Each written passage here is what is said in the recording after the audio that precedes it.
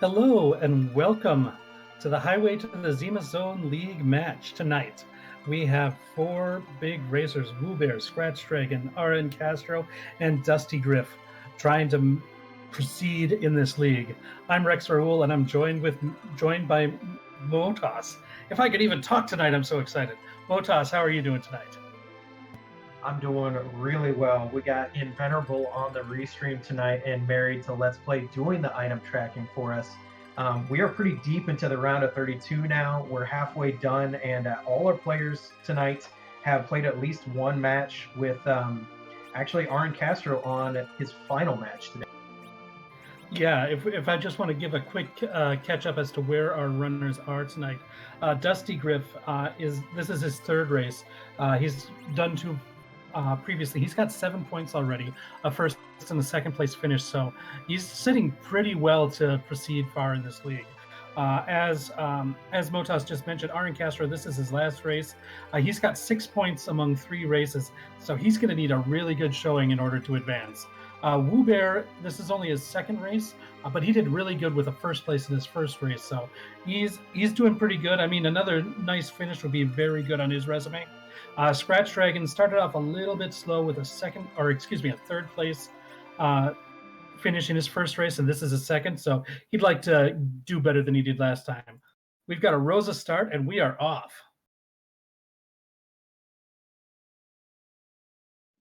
Oh, that's a twin. Oh, and half of go mode right to start off with. Yeah, I believe that's Porum, so I think we've got a couple of white mages here. We've got the Adamant, which is not progression, but it is, well, I guess in some sense it's progression because you do need it to end the game, but it doesn't open up anything. So we've just got kind of the vanilla places that we can go. Probably see people looting Baron. With a double white mage start, we might see a little bit more looting than normal, but that might depend on what our runners see in the chests and Baron as well. Yeah, if you're just joining this tournament, first off, you've missed a bunch of great matches. Go watch them on the YouTube archives. But secondly, we are in V1 mode, meaning our runners have to find both the Legend Sword and the Adamant ore in order to forge the crystal, which allows them to beat Zemus. So they need those two items, access to the underground in order to forge it, and access to Zemus either through the moon or the pass in order to beat the game. Right, and our runners are checking Baron. We did see another Rosa sitting in the Baron Inn, so if our runners decide to go through there, they can have 3 white mages in their party. Yeah, it looks like this may be a mage-heavy seed unless we find some physical attackers pretty shortly.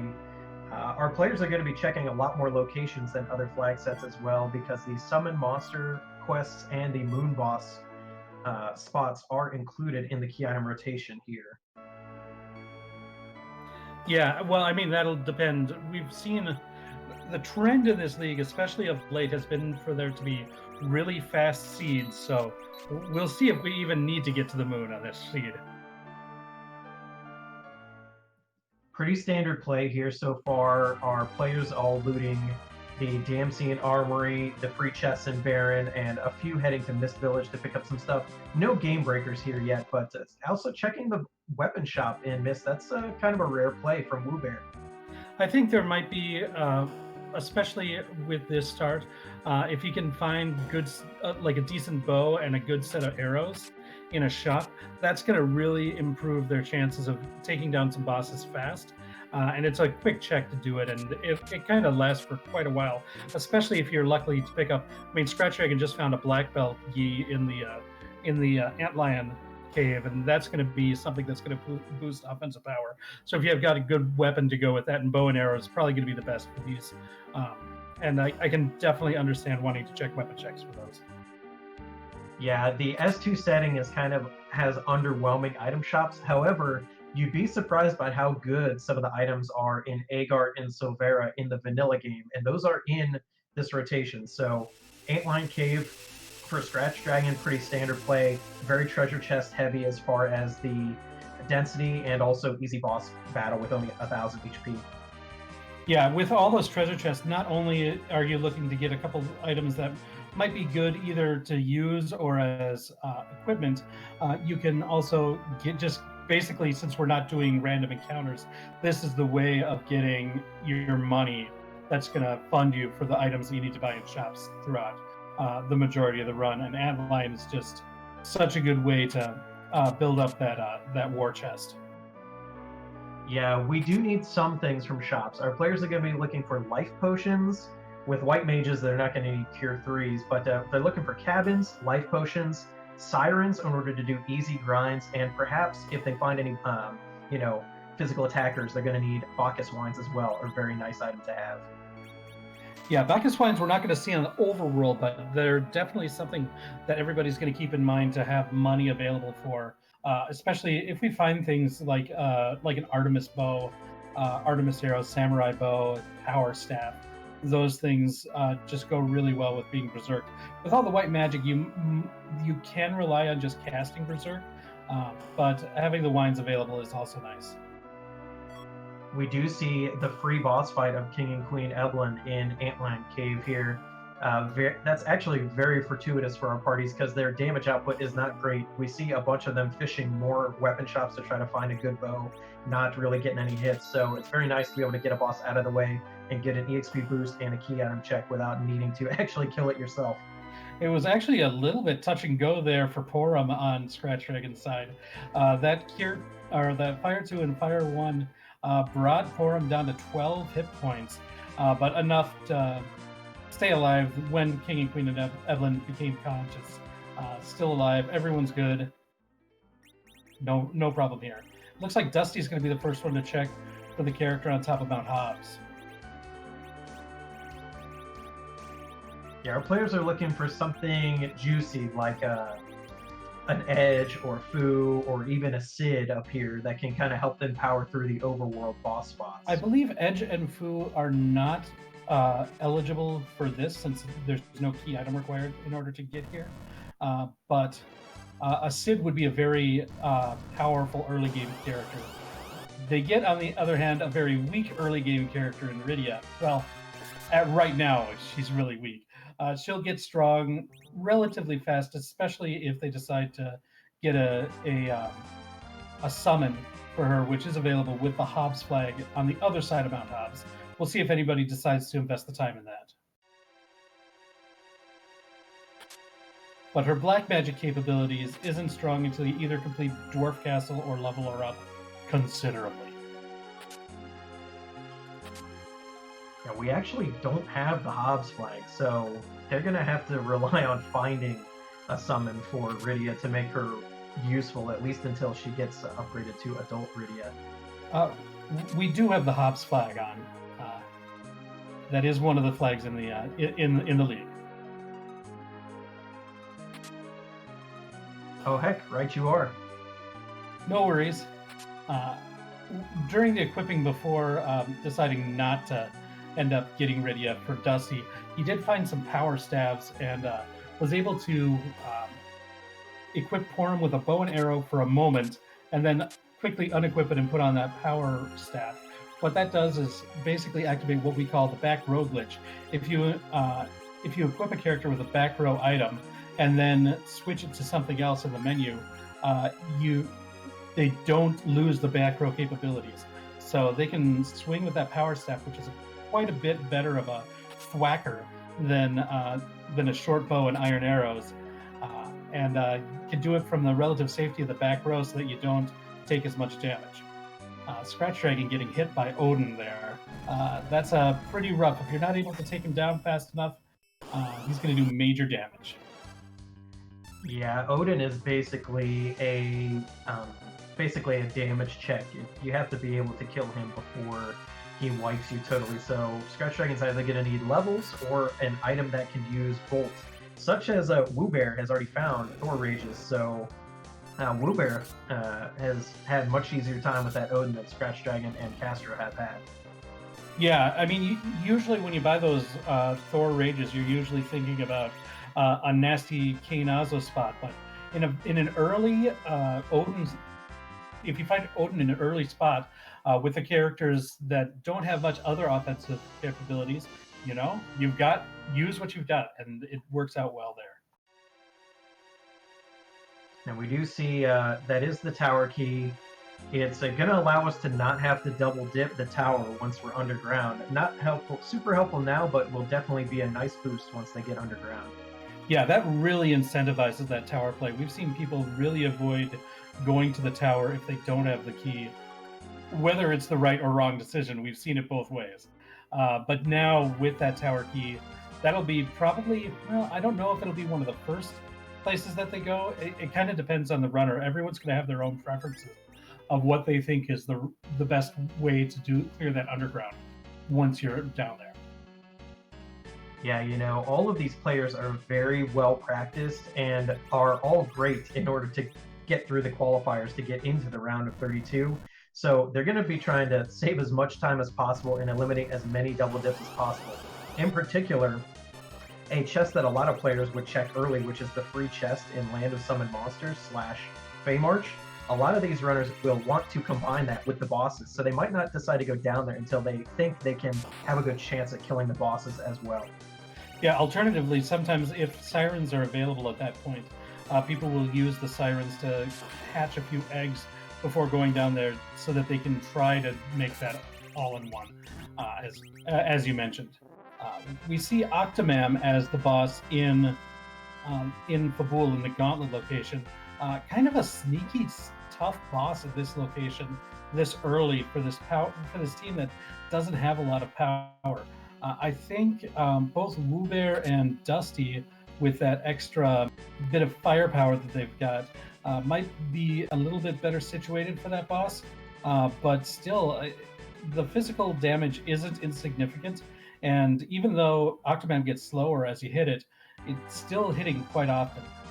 Scratchdragon, I don't think is in a ton of danger here, but he's also not doing a whole lot of damage.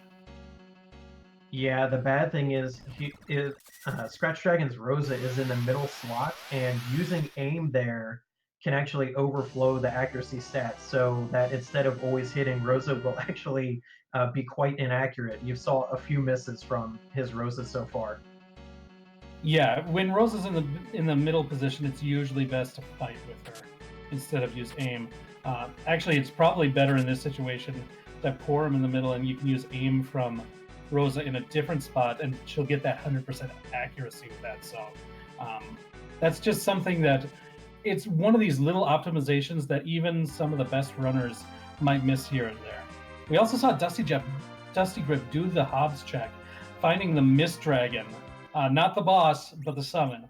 And that's not going to be one that he really wants to get. It does damage based on Rydia's hit points. It's just never really good for whatever part of the game you're in.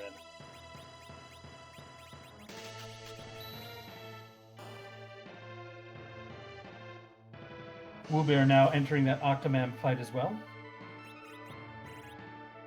And Castro doing a nice little extra check on the half of the Troya armory. No Earth Crystal to get the big money loot, but still checking those 8 chests in the side room.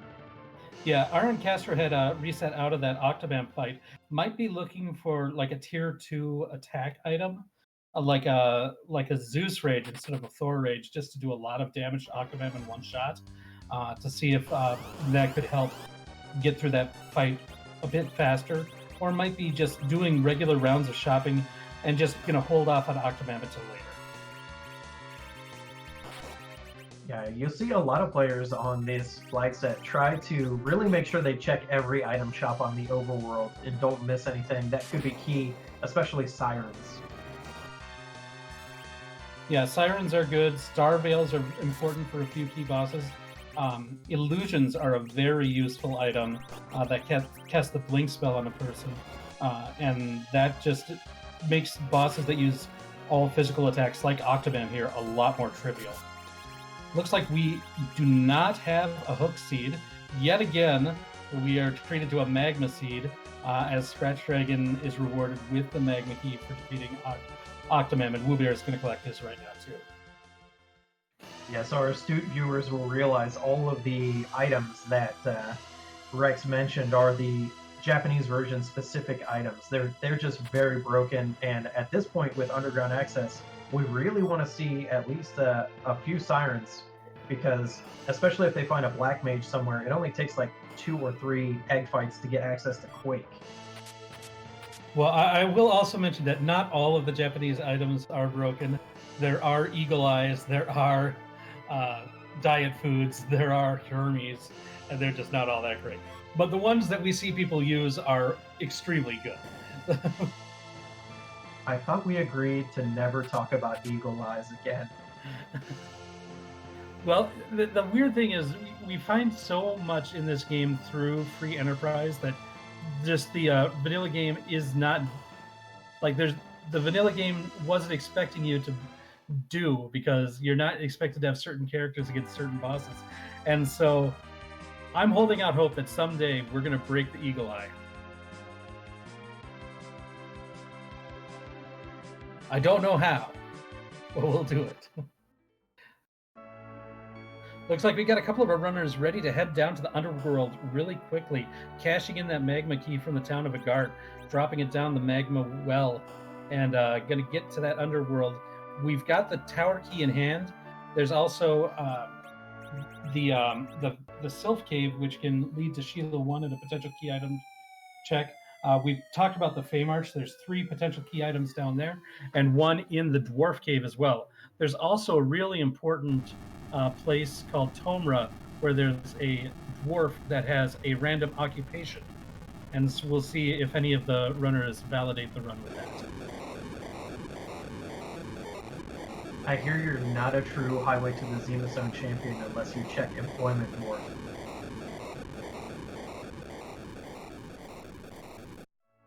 Penguinator laying down the truth on me. Eagle Eye had to be nerfed. It was too powerful.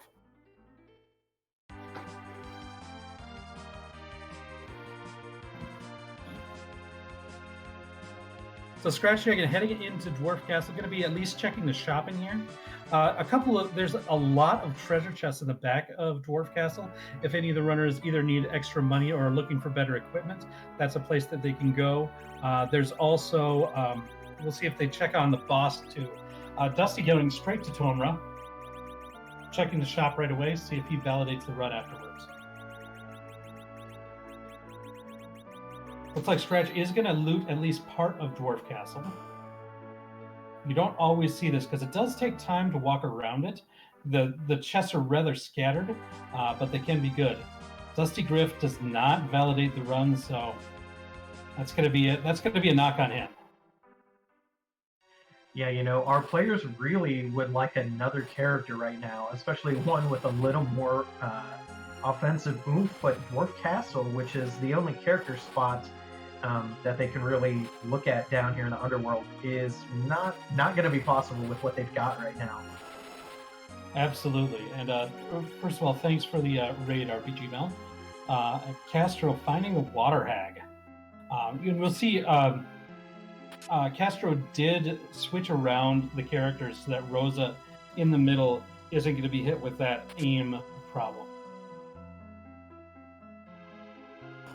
Dustygriff finds a package, yes, in the Land of Summoned Monsters, so that's a free character.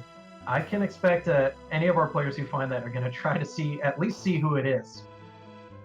Yeah, that's a tough one. I mean, it is a long cutscene in boss in order to get that character, but if it's like an Edge or a Foo, it might be worth it. Scratchdragon went into the treasure room, but I don't think he talked to the dwarf.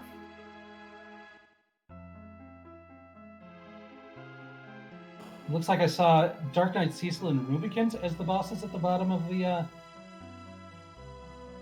the Fey March, if I recall, if I saw that right.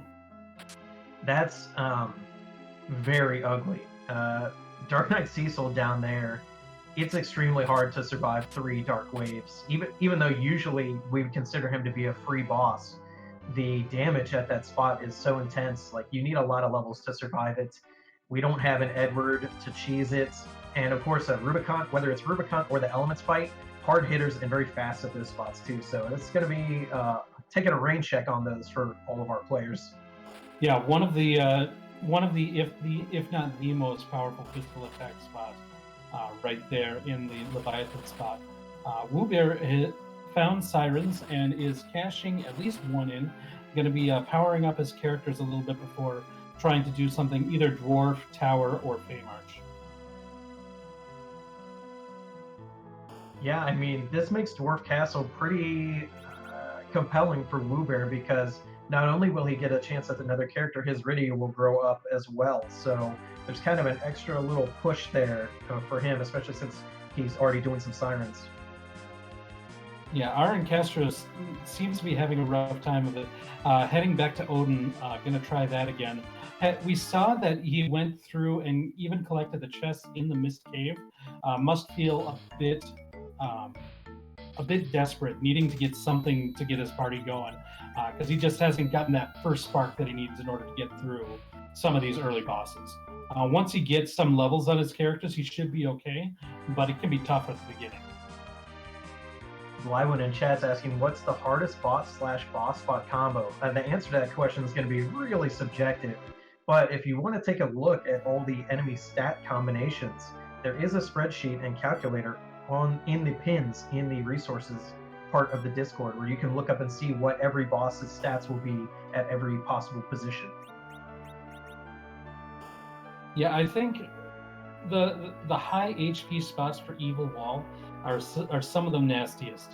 And I think like the Rubicant Evil Wall is one of the most notoriously bad because your characters are generally low if you're doing a hook route, but there's so many really mean bosses in really mean places. I've wiped to Antlion at King Queen Evelyn, so. Yeah, I always hate to see a Kanazo at element spot in the giant on a giant percent grace. I commented one of those, so I know how that goes. It looks like you might be right about wewbear. Heading into Dwarf Castle, going to be checking the weapon shop first. Finds mute arrows if he wants them. They're one of the top tier arrows in my book. I mean, they're not samurai or Artemis arrows as far as damage, but the mute hits quite a bit of boss vulnerabilities, including like Ashura, the Rubicant part of elements, the Baron Guards, the Magus Sisters, and just having that available is really nice and nice. dustygriff checks Sheila 1 and gets a Sand Ruby, potential extra character here, so that's some value there at least. I believe the character was Edward. Hey, never underestimate the power of hide. Hey, there's a lot of uses for Edward that have been shown throughout not just this league, but Free Enterprise in general. wewbear does find himself against Kanazo in the Dolls location. This is, for this party, I don't think this is a trivial fight. So we'll see. I think he cracked one egg, and I know he's got the Thor Rages from before to scare him and bring that water down. But all things considered, this is a relatively high HP spot for this early in the run. We cracked 4 eggs. Okay, well I can count to 1.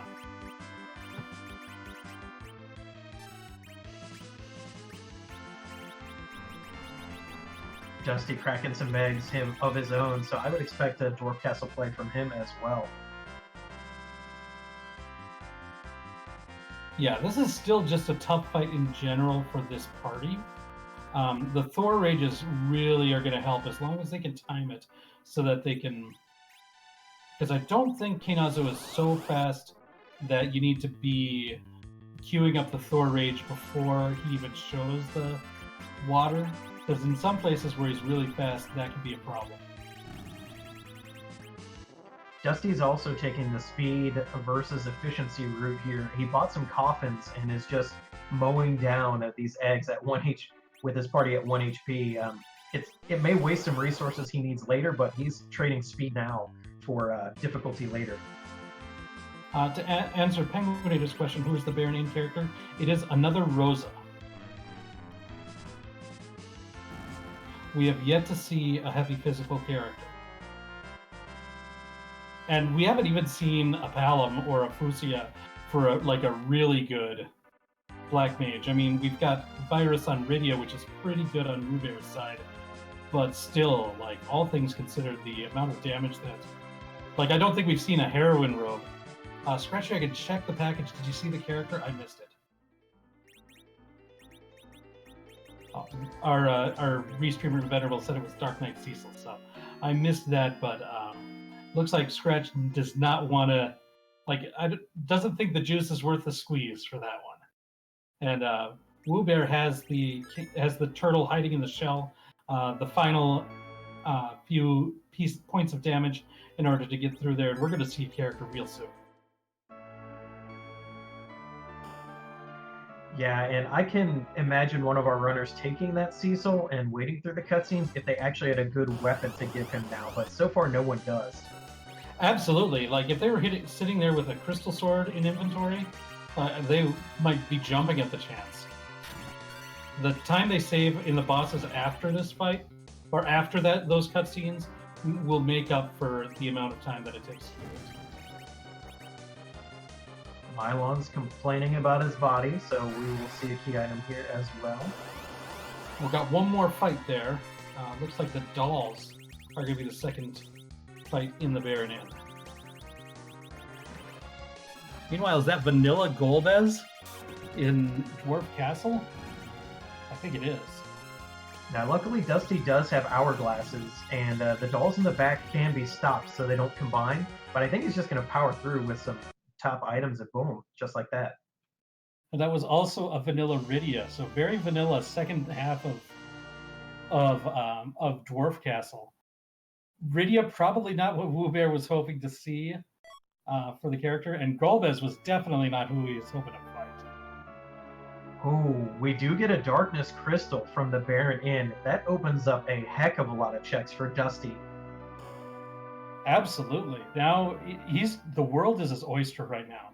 He can go down. He's got that tower key still. We haven't seen anybody go in there. And then everything up on the moon, including another character. And if he's got the sirens, so he can grind anybody up that he wants. It looks like he's going to check that package. See if I doubt he'll take Dark Knight Cecil, but we'll see. Yeah, resets immediately.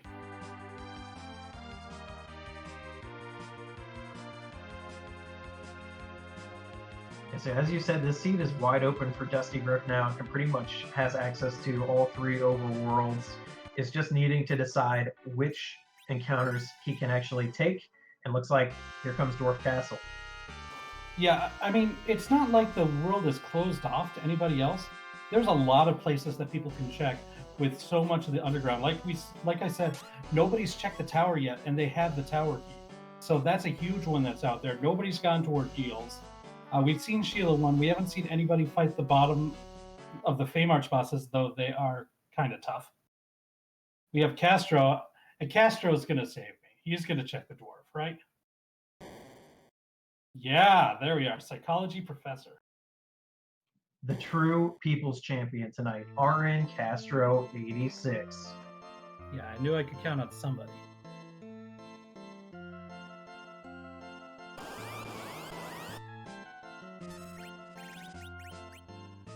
Scratchdragon has returned to Mount Hobs, has picked up what will be his first Rydia.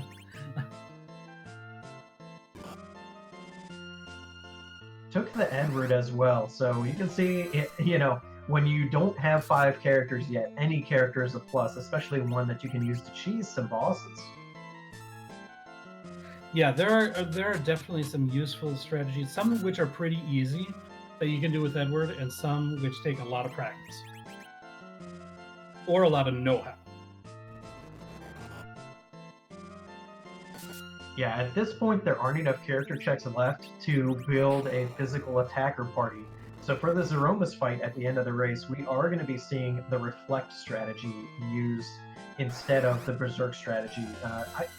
We've seen a lot of Reflect strats this tournament. It's I think it's becoming more and more common, and also I think our viewers are more kind of familiar with the way it works.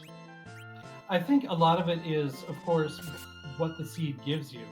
I know for me, if I've got my druthers, I'm going to do a hybrid strategy of some reflecting, some berserking. That's just what I'm the most comfortable with. However, if the seed gives you mages, like this one does, I think you're right. We're going to see reflect strategy.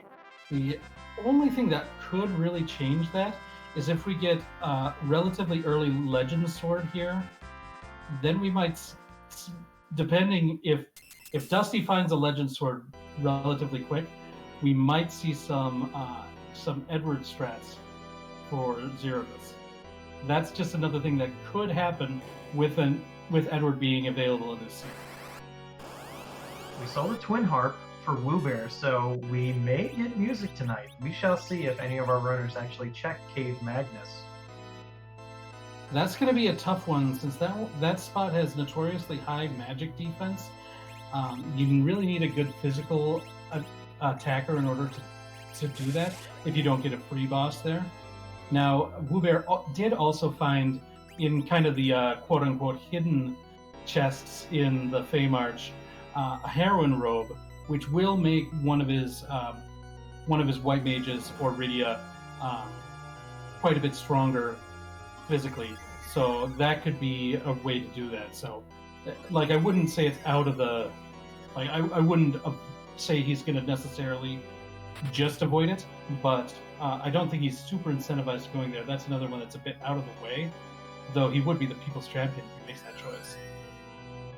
Yeah, and Heroine Robe plus Dragon Whip Rydia can actually put out the damage like crazy amounts, especially in the King Ryu grind fight, which is a popular grind fight on the moon. Oh yeah, Dragon Whip, Heroine Robe. You can either one-shot eggs with that, or you can do the King Ryu fight really well. They're both quite good. wewbear sees those bosses at the Feymarch and says, not even gonna try. That's a big no.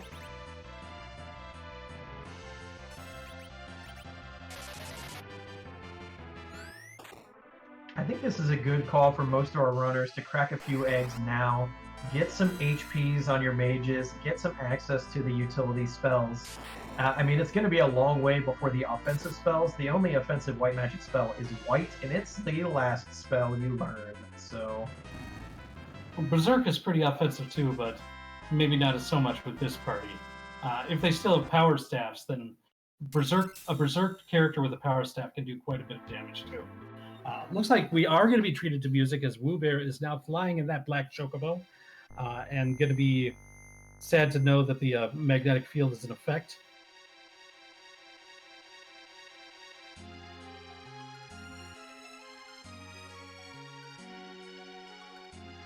Twin Harp is a kind of a hit or miss check, just because it takes a long time to walk down, and there are a lot of cutscenes involved for one key item check only. So you see a lot of players kind of avoid it until they're sure they absolutely have to go get it. But at this point, I think partially wewbear is just wanting to get something out of the way that he thinks he can do. Well, the other thing is the gamble play. You've got 4 runners here. If 3 of them decide to do tower key before the music check, if the music ends up having the goods, then that just puts wewbear that much more of a lead.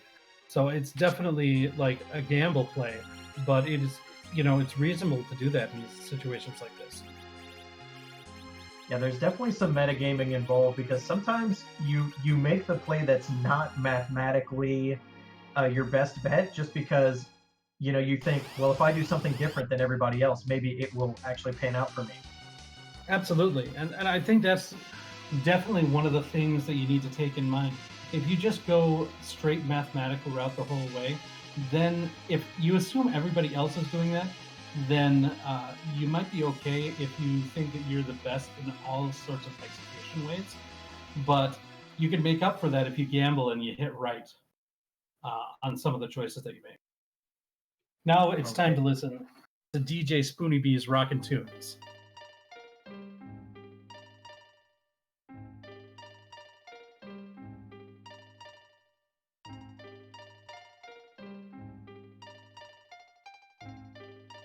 This is Final Fantasy VIII. I think this is Blue Fields.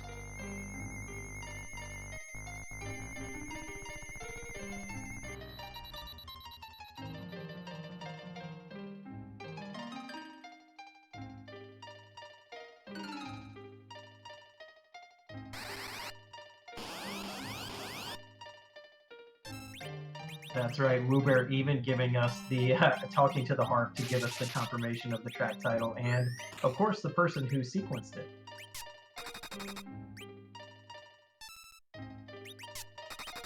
Going back to metagame discussion for a minute, we did see in chat mentioned that dustygriff hates the moon, so if the other 3 opponents have watched dustygriff play and know that, maybe if they find that darkness crystal, they go to the moon right away because they don't think he will.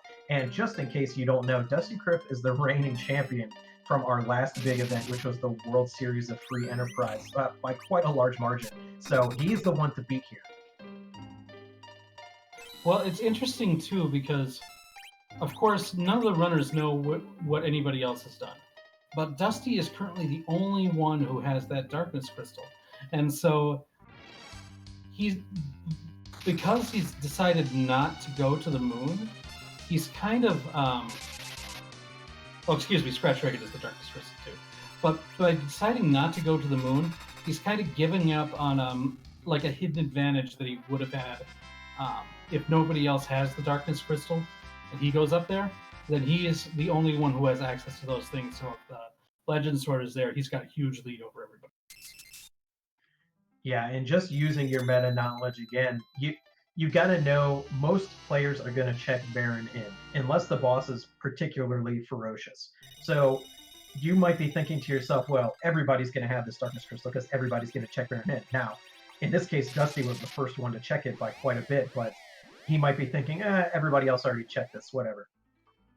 Well, I think in this situation, I think it's more reasonable to think that people would be slower in checking that, because up to this point, there's been no, like, if you don't know who that second boss is, that second boss can be a nasty boss spot sometimes. And if you've got low power characters, checking that is quite an investment, and a wipe is very costly. So I think it's reasonable to think that people would be a little late in checking it. But I think, I mean, now we've got scratchdragon as cashing in his darkness crystal, and Castro is just finishing up the dolls and gonna get his darkness crystal real shortly here too. Meanwhile, for completing the Cave Magnus, wewbear picks up the rat tail, which will be nice if he's able to find a hook. Yeah, can't turn it in yet. And meanwhile, Dusty is really having some work put in by his middle Rosa with the power staff berserked here. Yeah, this spot at the top of the tower has quite a bit of hit points. So just have to power through all that damage before the evil wall starts to crush people. If he can get it done, then that's going to be great. But otherwise, this could be a real tough spot. Yeah, it's not the damage that's the problem. It's the crush that's coming once the evil wall gets close enough. Yeah, absolutely. This is not a super scary physical spot up here at the top of the tower, but the fact that the evil wall is basically a countdown boss. But luckily, Dusty able to dish out enough damage to get it done before the party gets crushed. So this is going to be our first check at the top. Looks like that's a spoon.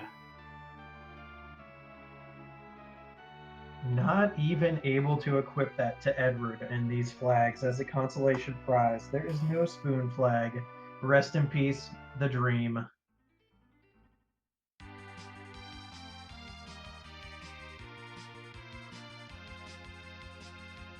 And all of our players do now have the darkness crystal, so we will get to see who goes up. Scratch looks like gonna go up to the moon now. First one up there. And Castro, this might be a way for Castro to really catch up here. Going to the moon right now, probably hoping to get a decent character. But if he can find that legend sword, if the legend sword is on the moon, then that could really shoot Castro up from, because he was struggling quite a bit in the early part of the game. But this is just the sort of thing that can bring somebody back into it. It looks like wewbear is going to be the first to climb Mount Ordeals, which everybody's avoided so far. We had a question in chat about, why is the spoon not here? That was a deliberate choice in the tournament flags, both to not have the spoon and to also turn the no adamants flag on. We didn't want any overbroken items in the tournament to kind of make it so that our players had to rely more on skill than rather getting lucky with a drop. Oh, and if you've ever played with Spoony Edward, you know that it is broken. So fast, so strong. Just amazing.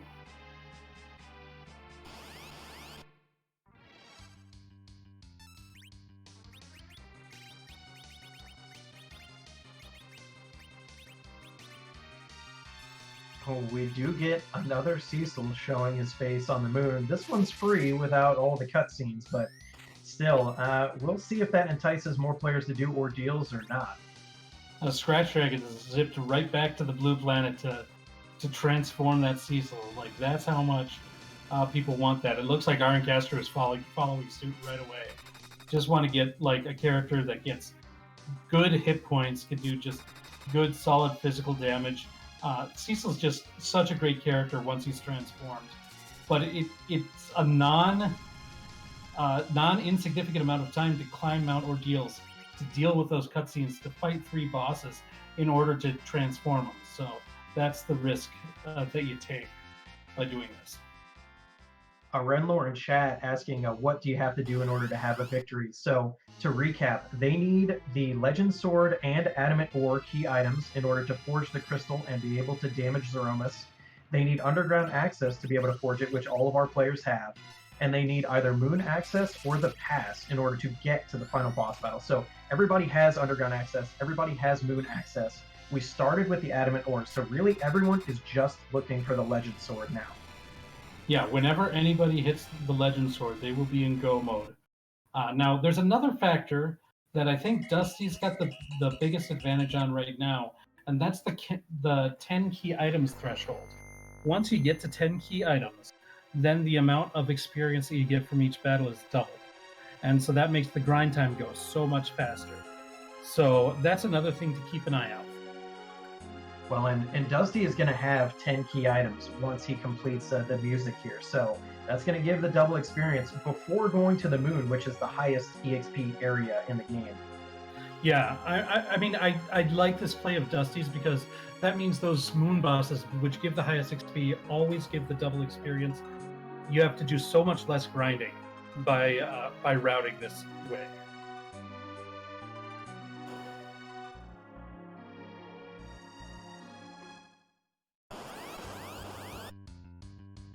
I mean, Invenerable, what you say about the time that it takes to get the spoon is not worth it. But the problem is like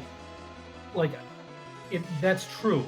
Like when you're from the point of view of like the results-based outlook, but from the routing standpoint, I think it's a good play by this.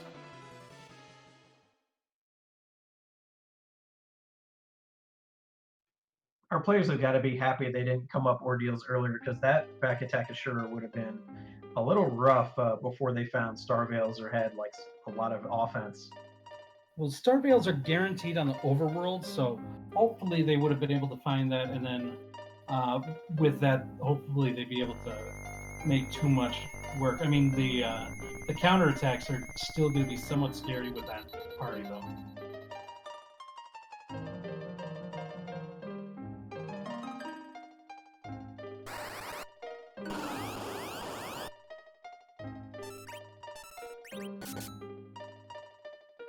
Dusty now fighting Dr. Lugay and Belnab.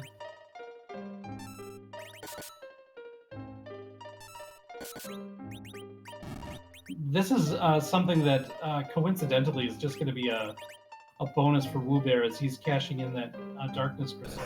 He won't have to go back down to power up Cecil. Having already completed Mount Ordeals, when he finds Cecil in the Lunar Palace, if he wants the Paladin, he's got the Paladin. It doesn't matter if he's in the party or not. If you complete Mount Ordeals, all Cecils become Paladin.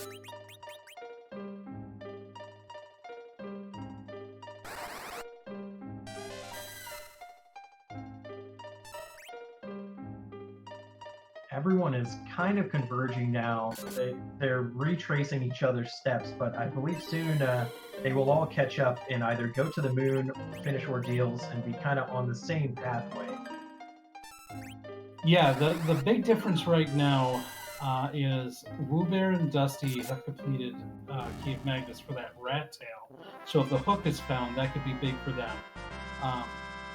Dusty has completed the tower, so now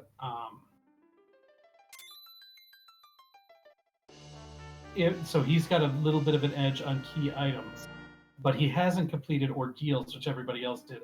And my guess is that Dusty is going to just avoid mount ordeals and go to the moon and just ignore Cecil. But I've been known to guess wrong. Well, and we should point out there's no free lunch in these seeds, meaning Bedward and Troya doesn't give a key item. Rather, that item is held by Rydia's mother in the Village Mist when you defeat Mist Dragon. We have not seen the Mist Dragon boss yet, so there's always the possibility of the fan favorite ultimate Mist Dragon hunt to get go mode. Yeah, and that would make this a really trolly seed by giving 3 of the 4 things that we need really very quickly, but not that 4th very important piece of the Legend Sword.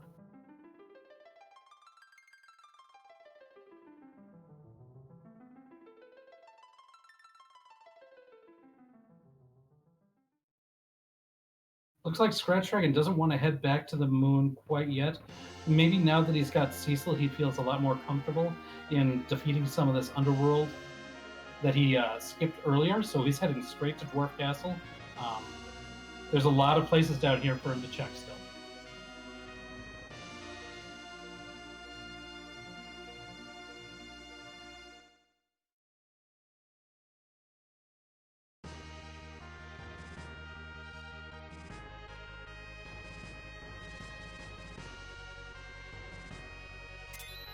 Looks like wewbear is going to use a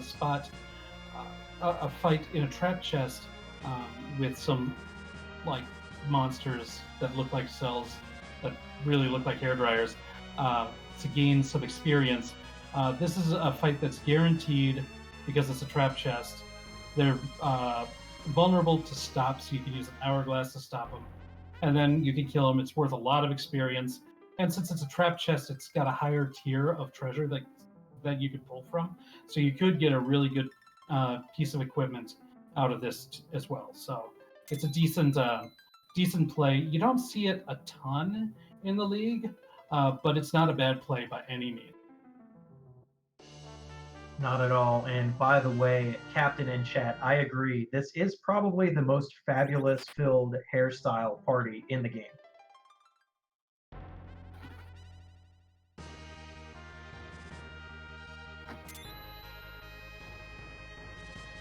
Once you see it, you can't unsee it in Dodo. Hair dryers all the way. Yeah, all pink Rydia has always been one of my favorites.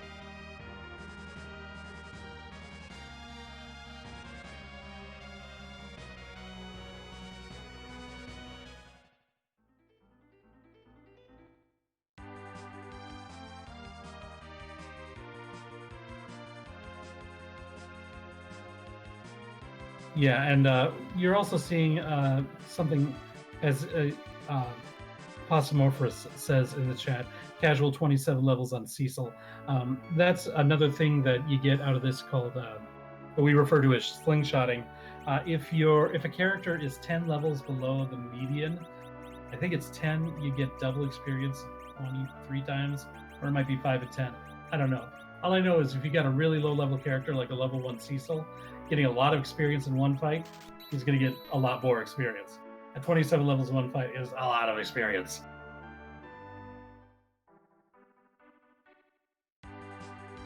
Looks like wewbear is getting ready to actually dive the Lunar Subterrane. Going to be the first person to show us these bosses down here. Yeah, 6 bosses in the bottom of this Lunar Subterrane with 7 potential key item checks. It's definitely worth 5 bosses, 6 checks. Yeah.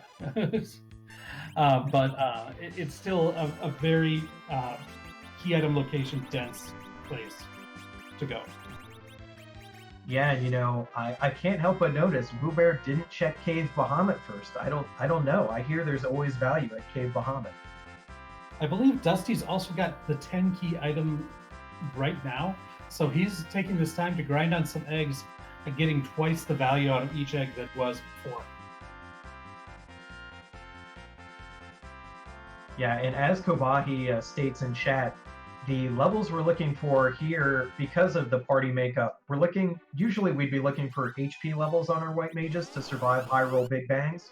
We are actually looking for them to get the white spell and for Rydia to get the nuke spell so that they can actually have meaningful offense in the Zemus fight, and actually in Moonboss fights, come to think of it as well. And since dustygriff is already getting double experience, he's thinking, well, I'll just gain some levels now. Yeah, and without the capability of being able to, like, if he could go to the Lunar Dragon spot at 10 key items, that one fight is worth 200,000 experience just by itself. And you think, well, that's as good as 3 eggs right now. But the problem is, with this party that he's got, it's going to be a lot more difficult to take care of those bosses right now.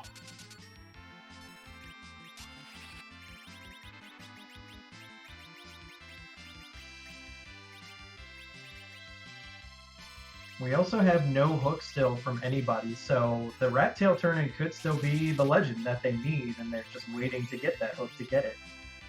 And that could be what you need to hunt for the Mist Dragon in order to get to, so.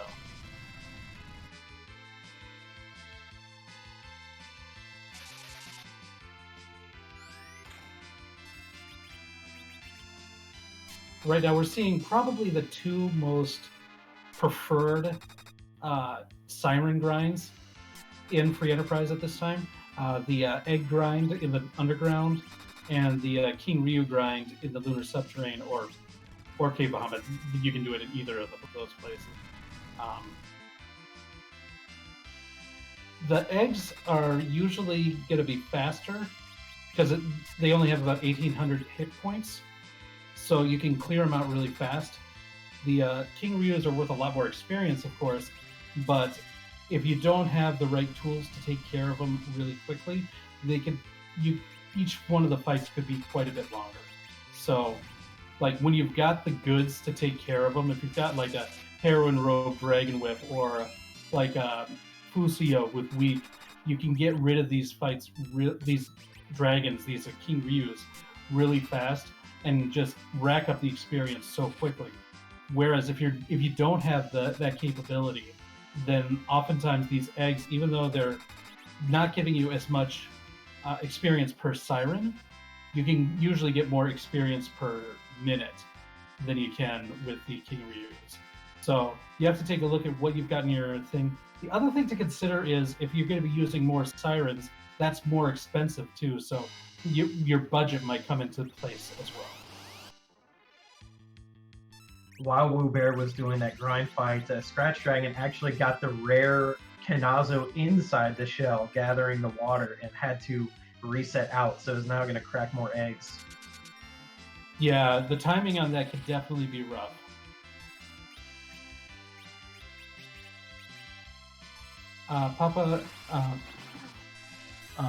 Papita69XXX, does Rydia learn weak? She does, but both for Rydia and Palom, the level that they learn weak is so high up that it's kind of irrelevant for King Ryu grinding, because you're almost done with the grind at that point, even if you're trying to learn nuke.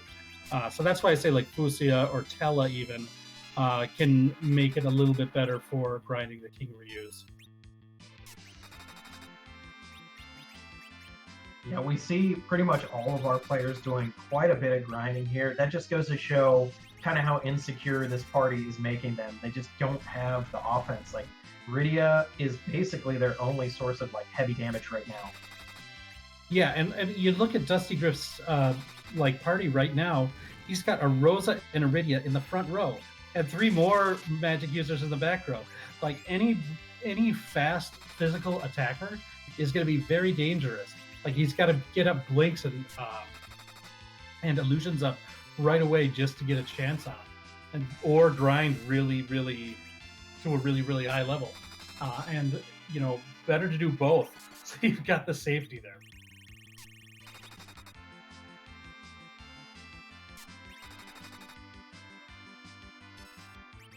Iron Lord, what's everybody's favorite team to get is going to depend a lot on a couple of things: flag set, equipment, like all that sort of thing. I mean, if you ask me, 5 Cecils with crystal swords, with Bacchus wines, I think that's probably the best. Oh, Invenerable's trolling me now.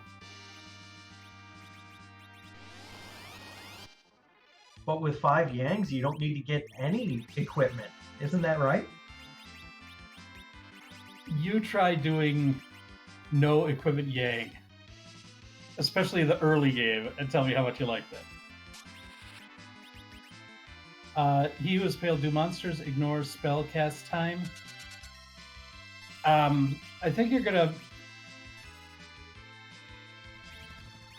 the way that monsters work is generally different than how players work. So I'd say yes and no.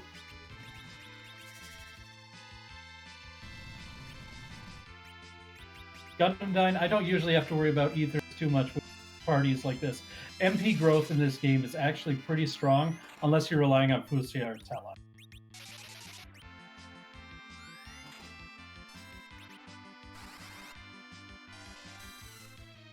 Even though they've taken such different paths, we have scratchdragon and Castro both fighting Kanazo now. wewbear still hasn't shown us any of the bosses on the moon yet. Looks like just wanting to get some more levels before trying them.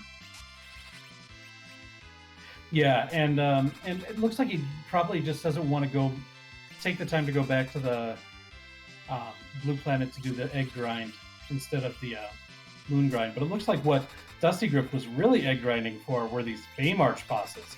So we're going to see the Pain Man, Dark Knight Cecil, in the Ashura spot here.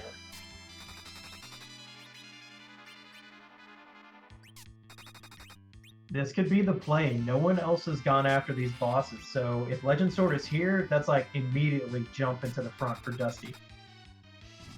Yeah, and with grinding and everything like that, he's going to have all of his characters survive this, so they're all going to get this bonus experience for this as well. So he did the grind enough in order to do this. So this was a heads-up play by Dusty here.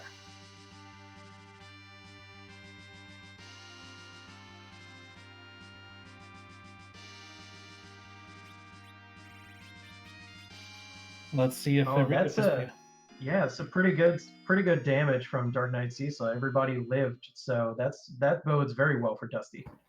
Yeah, I think that really shows knowledge of the game and like how much Cecil's Dark Wave is going to do based on the spot that it's in. So like he did his grind just enough that everybody's going to survive the 2, and then he can tier 4 with Rosa afterwards. Finds the Fiend of Fire next to it. And now with Rydia having Nuke, this is going to be a lot easier than it normally would be. These super powerful spells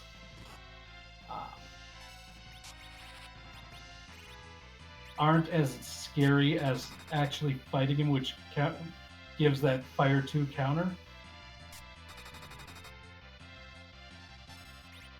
Can we get some Justice is not the onlys in chat to our boy Dark Knight Cecil going down?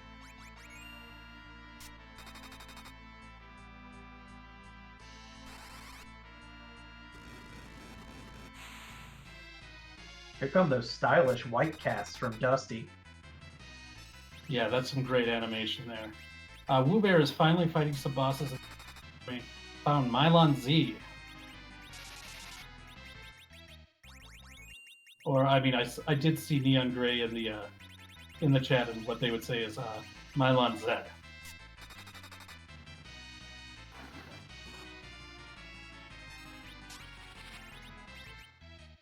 And we've got a couple of floating arms from scratchdragon and rncastro. If you're unfamiliar with this randomizer, the boss battle that's at this spot actually determines what color that hand is, so you can get some really cool combinations there. Well, dustygriff found the hook by defeating Rubicant there, so that's interesting. We still have potential that Dusty's no moon play is the right one. Yeah, there's still a chance for Value to be at that rat tail, and there's still a chance for Demist to be at one of the boss spots in Upper Tower of Babel. Yeah, even if that is true, I don't think we're going to be seeing that much of a Avoid the Moon from Dusty, although that would be awesome. That'd be a big Galaxy Brain play there, I think.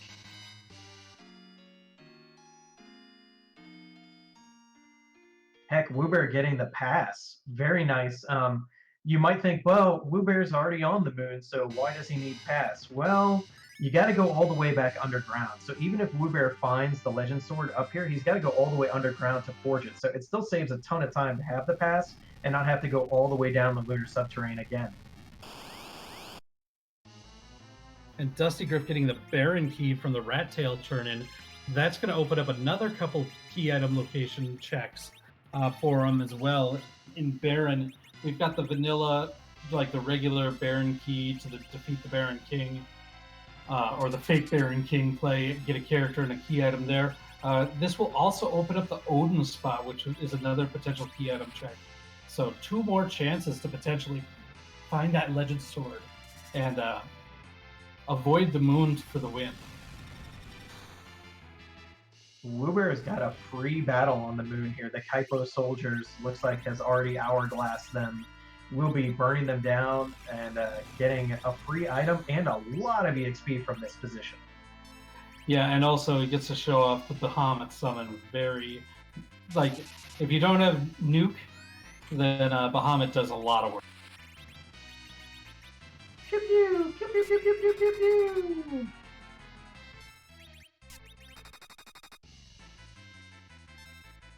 Looks like, once again, scratchdragon and rncastro making very similar plays, heading up to the tower. They're going to get their rat tail throughout this.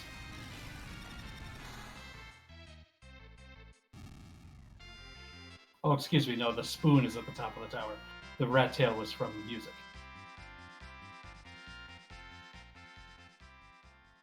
And there is everybody's friend, the Wyvern. dustygriff, very well prepared. Was able to get a Stardust and a Nuke off before the opening Mega Nuke. So, Wyvern very harmless there.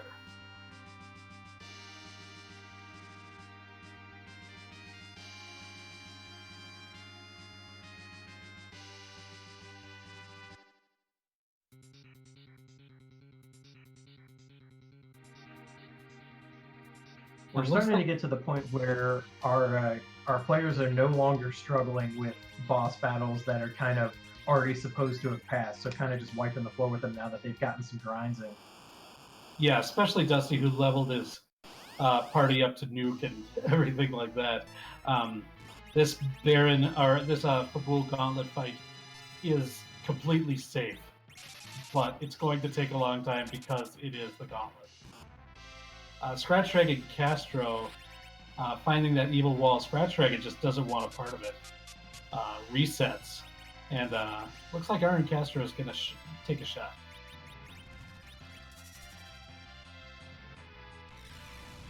Yeah, it's unfortunate. You would like some more AoE attackers for the Gauntlet to make it at least speed it up a little, but Rydia is the only one we've got, so... You see something interesting on wewbear's screen. Finds the Pale Dim, which is a fight that you normally find on the Lunar Subterrane. Now, the only major source of damage, or one of the main sources of damage that wewbear has, as we saw in the previous fight, is that Bahamut summon. However, if you use Bahamut on, or any summon, against Pale Dim, it responds with a really nasty Quake summon.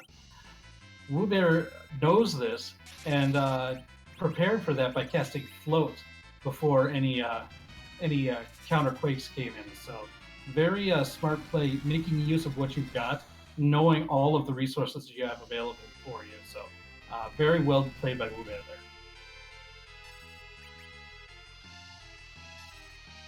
Yeah, and it's really easy to forget everything that Pale Dim has because half the time you fight him in the randomizer, he's at a spot with low HP and you never have to worry about it. That, and you just think of Pale Dim, physicals and slow, and then you use a summon because that's what you got, and it's like, whoa, wait, I just got quaked. Or you use a elemental summon against it, and it's like, whoa, it absorbed it. So Pale Dim has some sneaky things going on in there, but wewbear is ahead of, like, Pale Dim thinks it's one step ahead of you, but wewbear is one step ahead of the one step.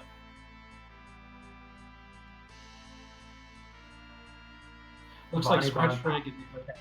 15-month subscription too. Thank you. That's to rpglimitbreak, who we should thank. Thank you for hosting pretty much half of all this tournament for us. We really appreciate that. Yeah, rpglimitbreak's been a great partner for this league. A very good showcase for free enterprise. And if you haven't tried playing free enterprise, it's a lot of fun. Highly recommend going to the website, checking it out, joining the Discord. We've got a fantastic community, and we also have a reprise of Blue Fields.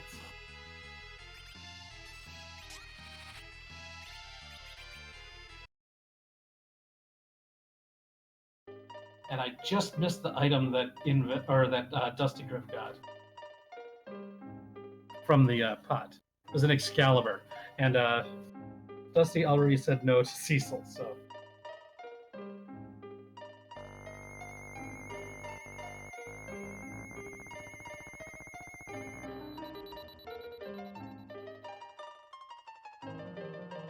Ooh, wewbear finds the goods. Behind that pale dim is the Legend Sword. wewbear is the first of our 4 runners to be in go mode, and that is huge.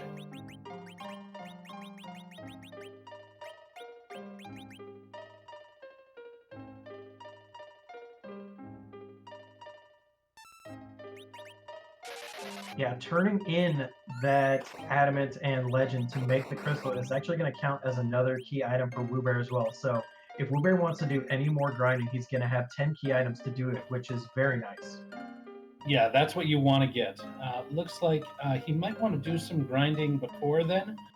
That would be my thought as to why he might be heading into Cave Bahamut right now, because you can use the sirens in Cave Bahamut to get the same double King Ryu fight that we saw before.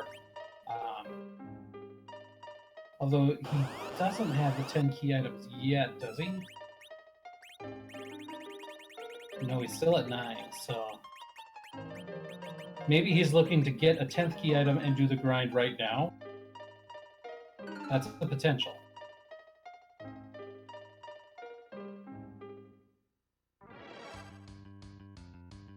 Yeah, we should also note wewbear has played 2 matches already and has 4 points coming into this. So the maximum amount of points wewbear can end the round of 32 with at this point would be 12 points, which would put him tied for first at this point with still matches remaining. So a first place finish here would put wewbear at 8 points, which is very strong for a player that has still has a match remaining after this. 2 matches, in fact. Yeah, wewbear will have 2 matches. He got first place in his first for 4 points. If he takes first place here, he'll be at 8 points with 2. You'll be in very good position for making it to the next round. So this is only his second fight, his second round.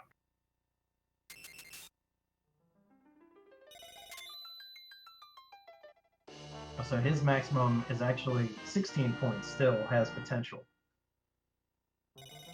MC Callis, how far behind is Dusty if he goes bottom up?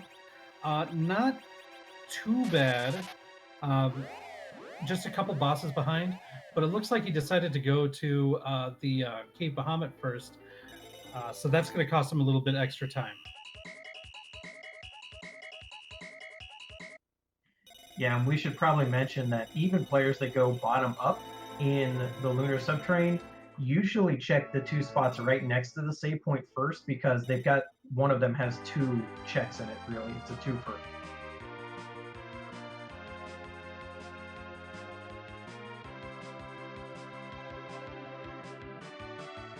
So yeah, it looks like wewbear does want to grind more on these.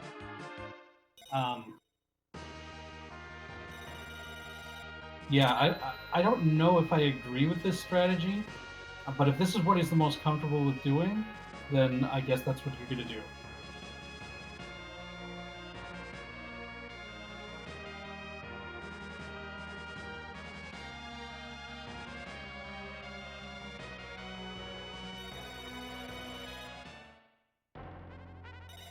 Yeah, to add on to Plague what is going to be no problem here for Dusty. No. To add on to what Invenerable says, if you know you're the last to do something, do it unorthodox, so that you've got a better chance of upsetting the whole thing.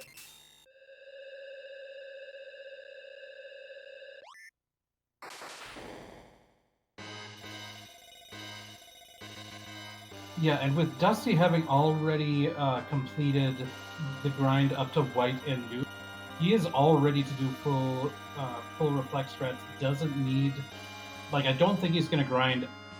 Probably not at all after finding the Legend Sword. But the question is, does he go to the bottom or does he start from the top of the Lunar Subterrane? Maybe check the Pale Dim spot, check the Wyvern spot before going down to the bottom. That's the question. Oh my goodness, this poison walk all the way down on scratchdragon screen. My eyes. So if you don't like this effect, by the way, there is an option in the game to turn off the screen flashing and flickering effects, but none of our players have done that.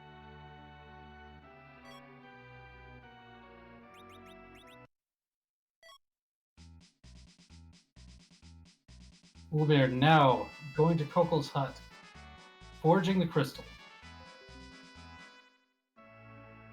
And while we're doing that, I just want to give a quick shout out to the people behind the scene working with us tonight. We have Invenerable doing the restream. We've got Married to Let's Play doing the tracking.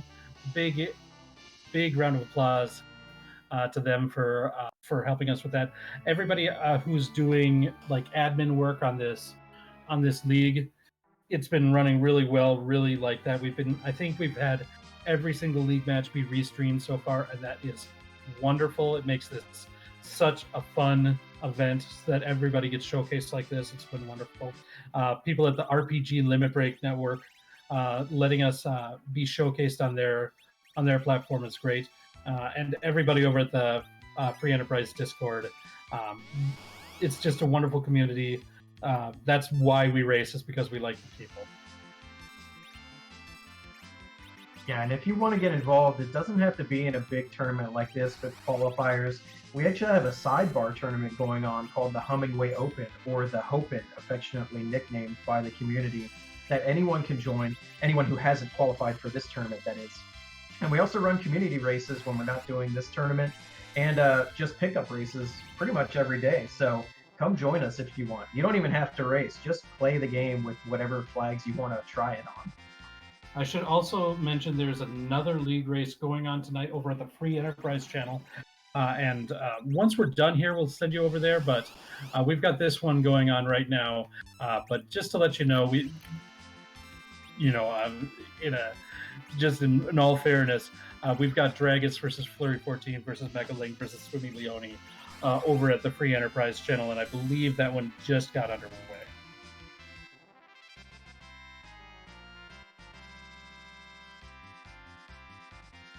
We're now doing a 10 key item grind.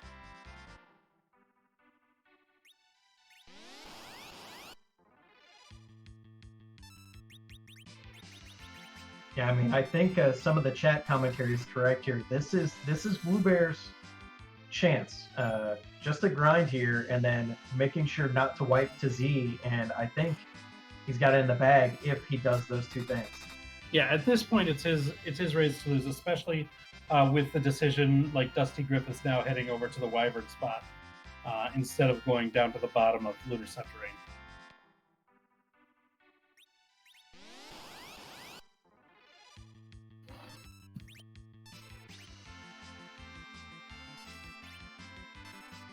And at this point, we're an hour and 12 minutes in. This is the time where we are used to seeing people start to get to the Zeromus fight in this flag set. So all of our racers have to be feeling pretty nervous at this point. They haven't seen a dot done. They're not in go mode except for wewbear. So they've got to be thinking, does somebody have it? Are they on their way? How quick do I have to go? Yeah, even wewbear, who has the lead, might be thinking he's behind. Such as the paranoia of racing like this.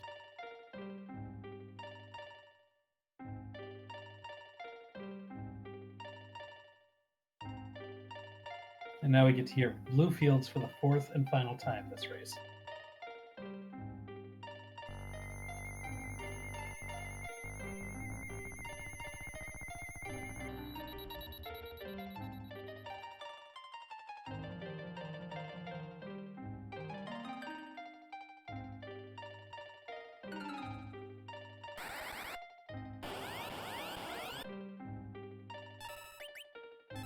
Valis is a pretty nasty fight to get with this party. Magic is kind of hit or miss, and as you can see, it's missing here. So this might straight up be not worth it for Dusty. He might move on from it. Yeah, but at this point, he might be thinking he's got so few checks left. I just want to get this out of the way. Meanwhile, it looks like wewbear has finished his grind. He's over to Toria here. Going to be using that pass to avoid the walk of shame down through the Lunar Subterrane again. Going to go straight to Zemus with that shortcut. With Kokol's shop being stacked with those ribbons. Going to have quite a bit of good magic defense on his mages. Getting all set to do reflex strategy, setting the battle speed to 3. We just have a very important question to ask, Motoss. Wait, is it whose posterior are we beating up? Is that what it is? You see, you're gonna go ahead and say something like that, whereas I'm just gonna say it's butt time.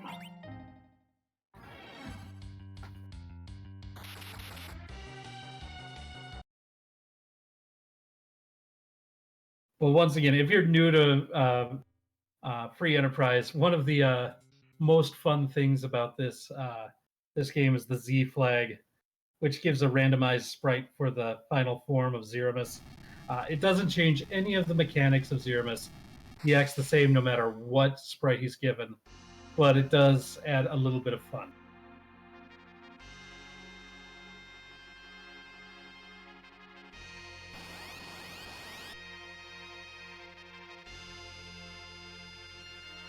Dustygriff really just trying to get through a Valis fight, hitting her with sticks. Yeah, when the magic misses, you gotta switch over to a physical thing, and it's just really tough in a spot like this, Wyvern spot, which has quite a bit of hit points, to try to take that down with sticks and arrows. I mean, maybe if we had like an Artemis bomb and stuff like that. I don't think this Zeromus fight is going to be quite as a breeze as wewbear hoped, because the agility and anchoring is not quite 100% in wewbear's favor here. So Z's going to get a little more turns than we're used to maybe on reflect matches. Yeah, I think wewbear knows what he's doing. I think he's... We'll see. Starveil up right away. Get the first nuke already queued.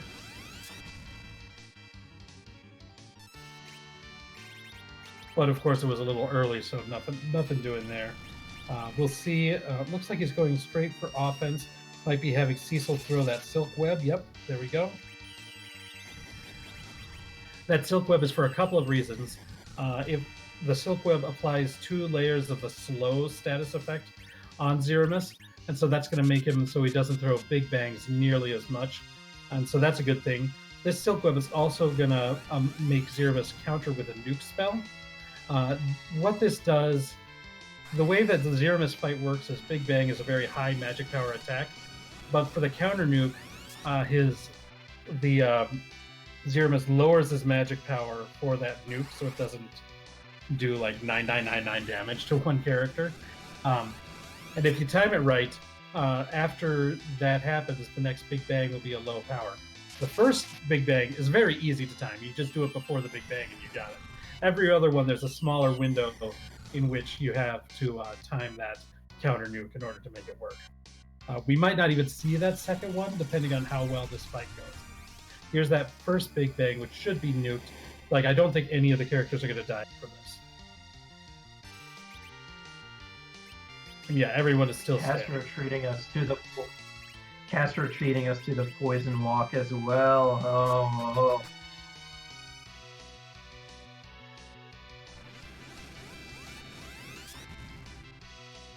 To answer the question, Arlenor, why do you see an ace of... sometimes, if you... a prosecutor's just got to be unstoppable force of evil from the moon.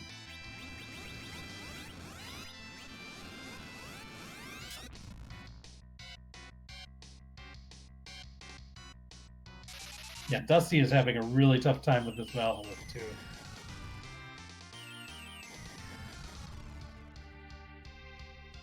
Yeah, this is going to be a heartbreak because, of course, we know what Dusty does not know, which is that Valvalis is not holding anything he needs. Does get through the fight though. Doesn't have to reset. Doesn't fight, so that's a good thing.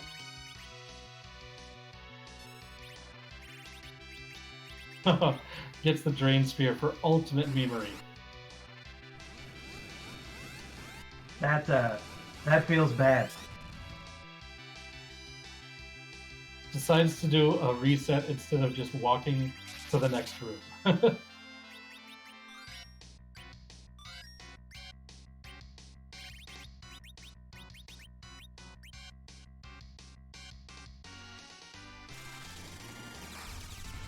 Yeah, if there's anything watching these matches will teach you if you're a newer free enterprise player, it's always bring silk webs to the Zeromus fight if they're available. It is incalculably useful to have Zeromus be slowed.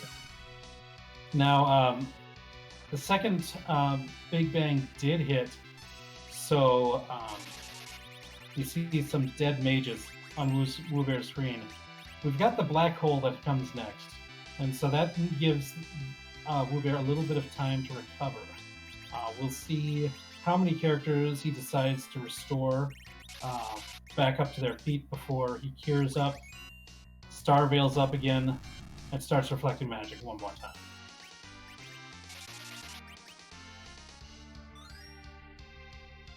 You may also be wondering why Cecil's not in the front row here.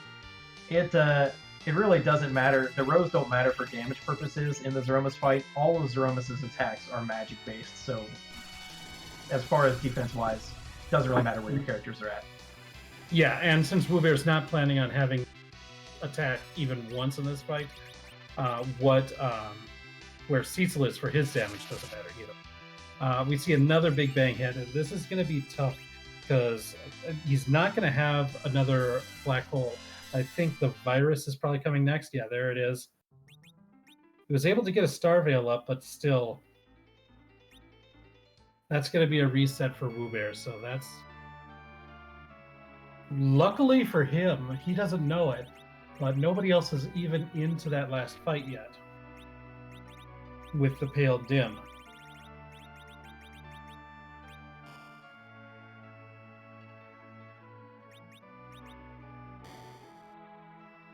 Yeah, that's gotta hurt because that was just a lot of bad luck for Wu, just bad timing and bad damage rolls.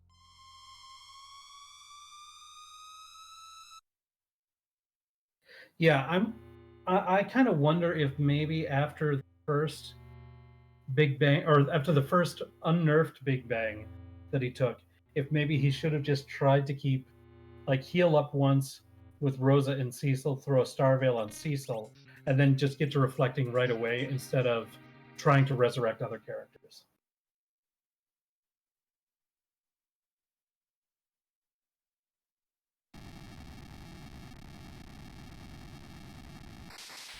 Meanwhile, dustygriff now in that free fight in the plague spot against the Kypo guards. scratchdragon still fighting Mylon Z. rncastro now doing some grinding on King Reeves.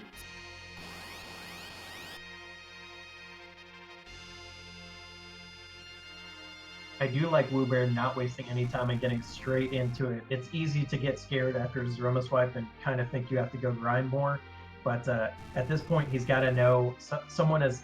He might be thinking someone else is already in the fight, but he's got to know they're at least on his tail, if not. So he's getting right back in there. Yeah, and with the hit point totals, like, yeah, the Rydias are going to be in danger if there's a full power Big Bang. But the roses, the fact that one of the roses went down was kind of a bit of a fluke. I don't think she was fully healed after taking the counter nuke right away after the silk web was thrown. And so I think that's where the difficulty was. I don't know if he was using Cecil to try to revive her or to keep her healed, either with his Cure 2 magic or Cure 2 potions. I don't know if we've seen Cure 3 potions at all on anyone's stream.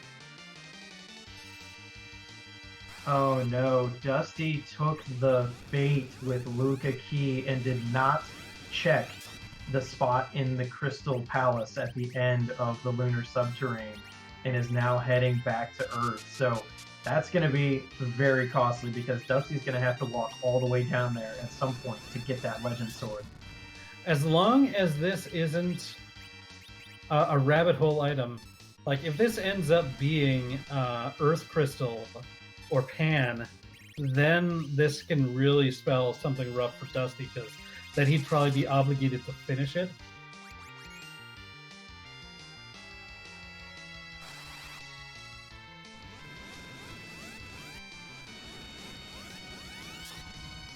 Yeah, now Dusty did have a save on the moon, so if Luca Key ends up being nothing, then I'm guessing he will reset up back to the bottom of the Lunar Subterrane. Right. If that's the case, then it's probably not costing him too much time, but in any other case, it's really going to be costly, and that's going to be able to put scratchdragon, who I don't think did as much grinding as Dusty did, but is right going into that pale dim fight right now. Gives him a lot of hope for finishing in second right now. I mean, Scratch is still going to have to do some grinding after this, I believe. But no, it's the Pan.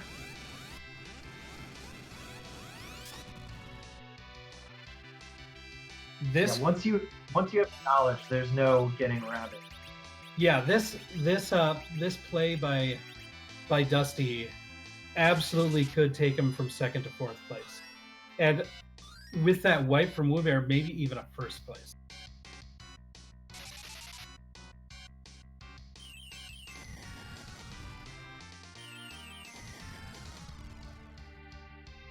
Yeah, and this is where your recovery is very important. You have to start mitigating very heavy, because as soon as dustygriff sees that wewbear has finished, Dusty's going to have to make a real important decision whether to chase these rabbit holes or to go back up and decide that the final boss that he missed in Lunar Subterrane is the play.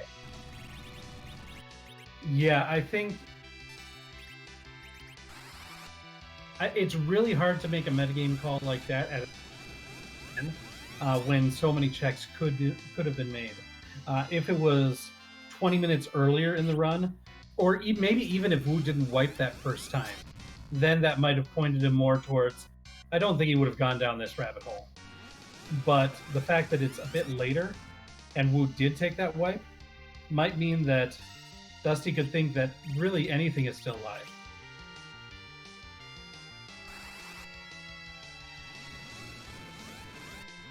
scratchdragon now in that pale dim fight, and we know this is what's going to lead to that legend sword.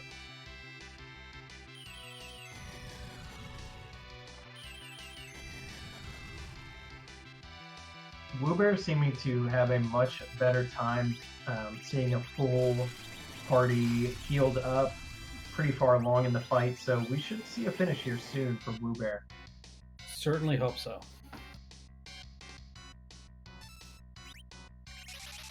Oof, there's that big bang.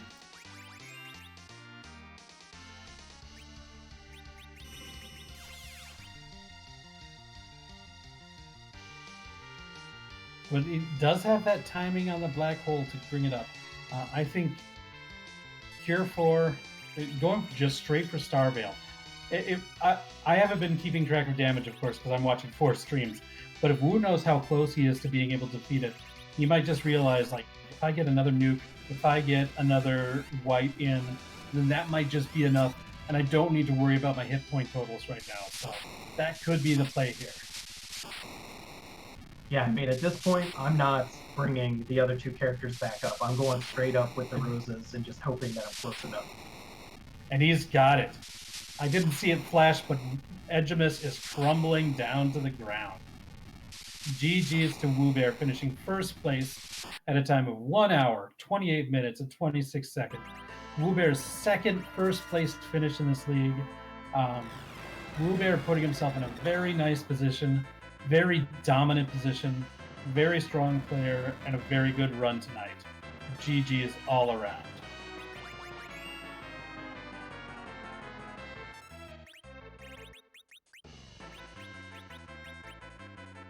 So now if other runners are keeping an eye on the IRC, they may know that wewbear's finished. We'll see if that alters anything. It looks like Dusty is still committed to following the rabbit trail, is heading over to Victoria Castle for that Earth Crystal check.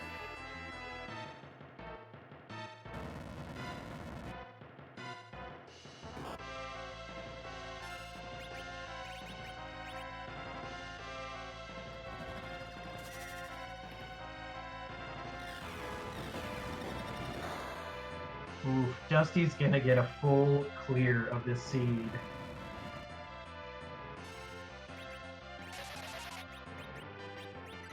And yeah, and we're going to see if we can get wewbear in here first.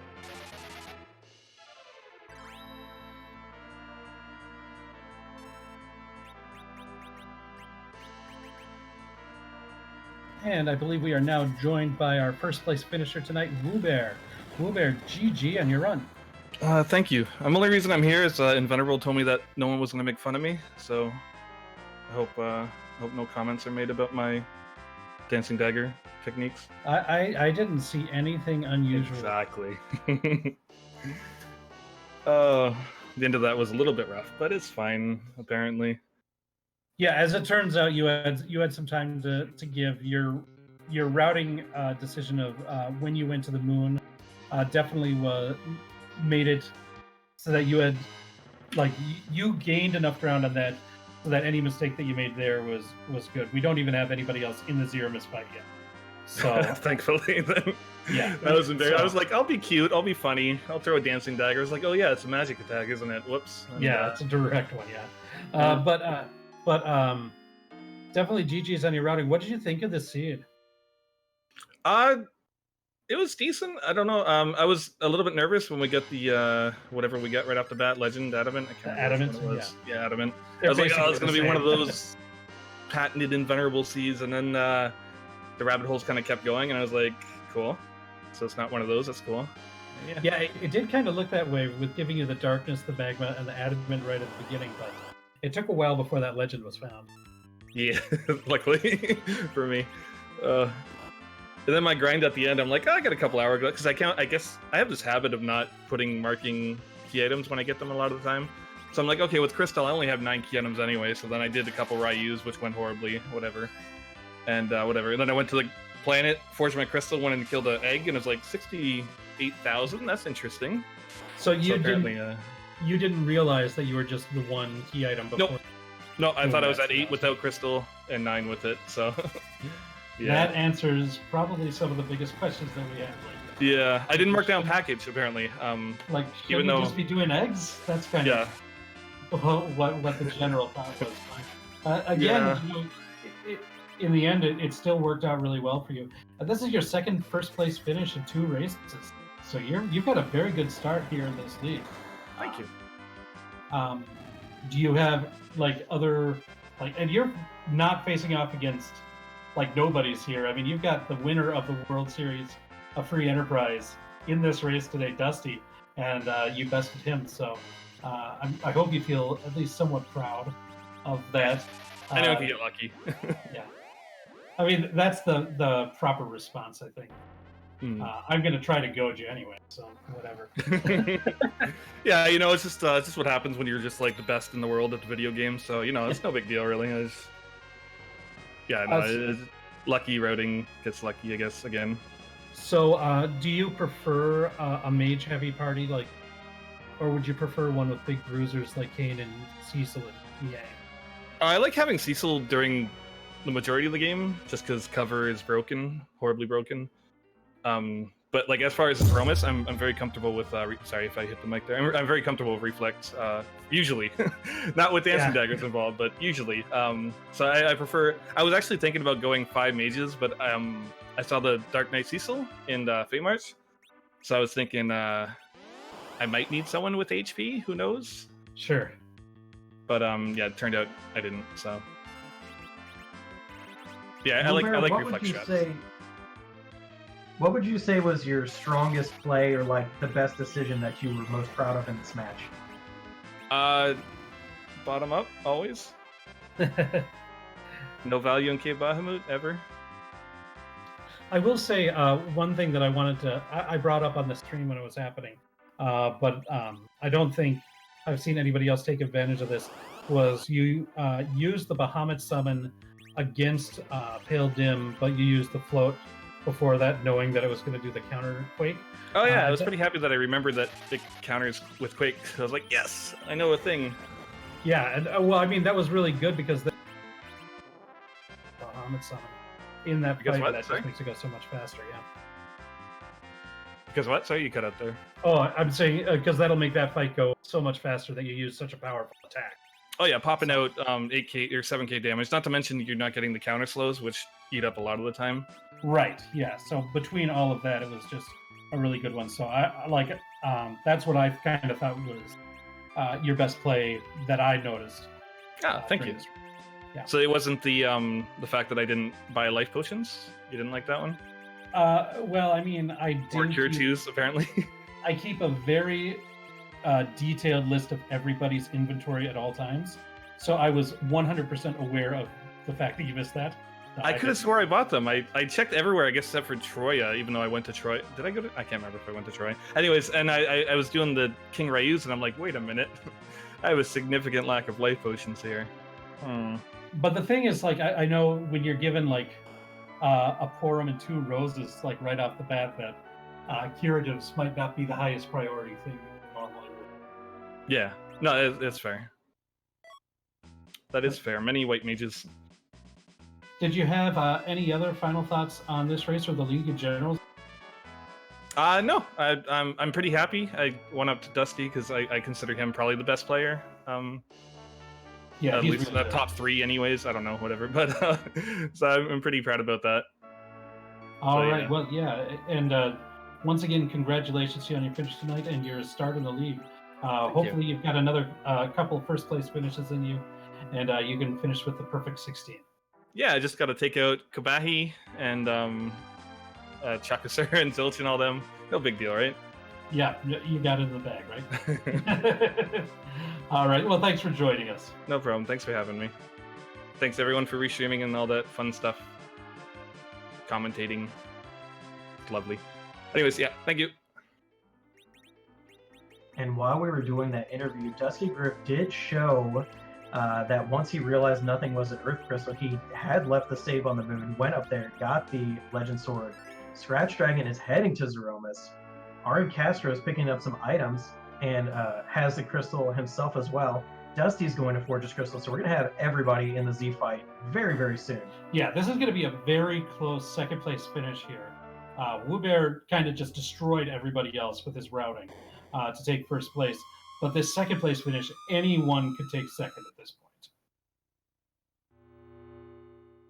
Yeah, I mean, Scratch may be heading into the fight, but Zeroma's fight can vary by several minutes depending on your strategies, if you skip the health refill correctly, if you have better or less damage, if you take some bad big bangs and have to wait and revive your characters and get reset up. So Dusty's not out of this yet for a second place finish. Agreed. There's a number of factors, and I think the way that the parties are set up, I think Dusty probably has like the tools for the fastest Z fight, though he's going to be the last to enter it.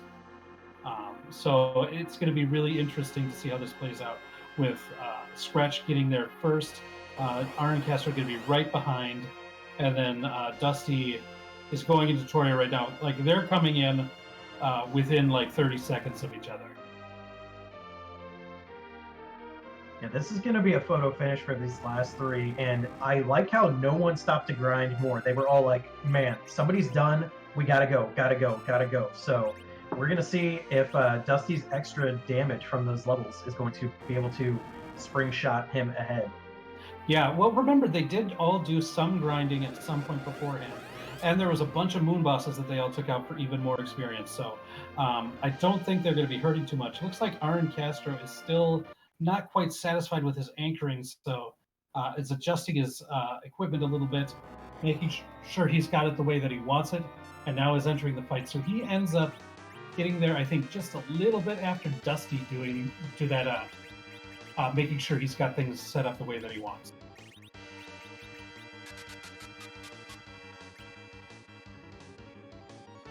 Yeah, and with as close as this is, that little extra menuing for the anchoring, if it doesn't pay off as far as an easier Z fight, it could cost.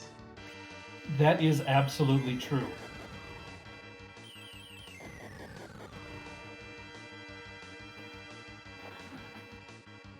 But Castro is leveled up quite a ways. He might have the highest levels of anybody here. So that might bode well for him in this fight. Yeah, so Dusty's Rydias are way safer than scratchdragon's Rydias. So that's going to be a key because not only can he keep throwing out spells, but his Rydias have nuke, and it doesn't look like scratchdragon Rydias do. He's throwing out viruses instead. Yeah, and that is a huge difference in damage. I think I don't think there was a ton of top tier black mage equipment. There was the one Stardust Rod at the top of Mount Ordeals that they have access to, but the higher levels, like if Castro's Rydias are a couple levels higher than Dusty's, that means that their nukes might do a little bit more damage too. Just these little things that could be the difference in the fight. Yeah, Castro's levels are more equivalent to dustygriff's, but once again, Castro entered the fight a couple of seconds later, which is looking like, man, it could definitely make the difference. But there's some big juicy hits happening here, so these Zeromuses are going to go down pretty quick. Yeah, when you get to higher levels and good equipment, these reflex strats, man, oh man, you can do a lot of damage really quick with these, and that's the thing that's going to be the difference. That might be costly to scratchdragon if he's just throwing out viruses like that. Viruses are not new. Yeah, and in case you're not aware, when you use the reflex strats, that means that Zeromus's counterattacks aren't activated, and therefore he doesn't get to refill his health. This game has a hard cap on the amount of HP bosses can have, so higher HP bosses actually have phases where they counterattack with a health refill. And if you're using Reflect, you basically skip the second half of Zeromus's health bar. Yeah, you can also do that in, most notably, the Elements fight.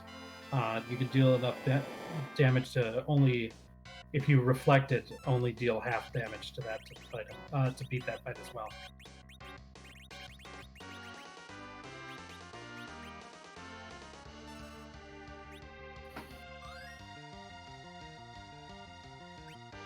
Not a surprise that scratchdragon's Rydias go down.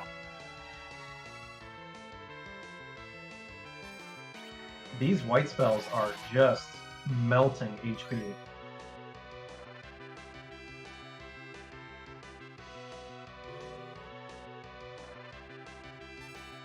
I saw a shake on Castro's screen. Hopefully, this is one that if the full power Big Bang hits and everybody lives, you might just ignore it because the amount of damage that you're doing will probably be enough to finish off Zemus before the next Big Bang happens. You might have to worry about a black hole.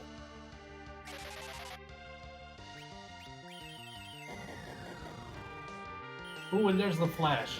Dustygriff has finished in second place at a time of 1 hour, 43 minutes even. GG's to Dusty. Doing, I think, a full clear of this seed in under 2 hours. Supers GG's to Dusty there. I mean, we thought maybe Dusty was going to drop in a fourth, but leaving the save on the moon, plus the combination of already having grinded to high levels, meant Dusty got to come back and really just make it, including getting ahead of scratchdragon, who started the fight first. That's another heads-up play of knowing where your save files are, that you can go back there. Remembering that he took a save just before that Luca key right at the bottom of the Lunar Subterrane. Very heads-up play, allowed him to, even though he did lose a lot of time by going there, didn't have to walk back up, so that was good there. Yeah, and to remind everybody, Dusty actually checked every possible position except for 2 in the entire game. So a time like this and a second place finish is extremely impressive. Yeah, the only thing he didn't find was the mystery.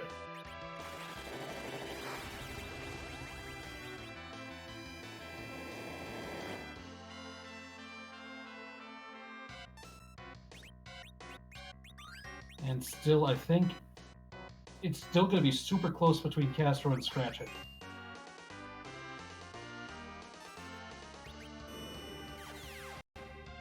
Scratch is trying to recover a little bit, gets that black hole. Yeah, and I think at this point Scratch would be served by just leaving the Rydias dead, since they were not contributing very heavily with his viruses anyways. And there's the flash on rncastro86's screen, and we've got a third place finish of 1 hour, 44 minutes, and 47 seconds, just less than 2 minutes shy of Dusty's time. So very good run. GG's to rncastro. And that just shows you how much practice goes into the Zemus fight, because Castro entered the final fight only seconds behind Dusty, with similar levels to Dusty, but even that little change and just little differences in the strategies in the Z fight can make that difference. Yeah, it could be just a little bit of like how fast Dusty was able to enter into all the menus and enter, because Dusty is really good at stuff like that, combined with that little bit of extra adjusting the agility right before the fight. Those couple things could definitely be the difference in that second versus third place. And it looks like we are joined by our second place finisher today, dustygriff. Dusty, GG, 17 out of 17. Yeah, 17 out of 17. Oh, what a tiring seed. Dusty, did you think there was any way you were going to come in second in this race after checking basically every key item spot? No, not at all. Once every single second after wewbear finished was like, okay, I'm waiting for the next person now. I'm waiting for the next person now. Any second. And Well, I'm kind of always on edge like that anyways, but it was like triple so here. It was really close because you finished, and then Castro finished like a minute and 47 seconds behind you, and then just another minute after that is when Scratch finished. So wow. all three of you finished within 2 minutes, or 3 minutes of each other. So tight one. Yeah, wewbear got you all pretty good, but after that, it was really anybody's game. You were all there at the same time. Yeah, I mean, like, I thought I did. There were certain things I did. I was like, oh, this is a great play if it pays off. And every single time it was like, no, this isn't gonna pay off for you. But yeah, I mean, I was happy with how I cleared that seed. But yeah, when you go 27 out of 28, can't expect to win them all. The one interesting thing was I think you were the first to get the darkness crystal, and I know that you tend to have an aversion, so you played the way that we would expect you to play.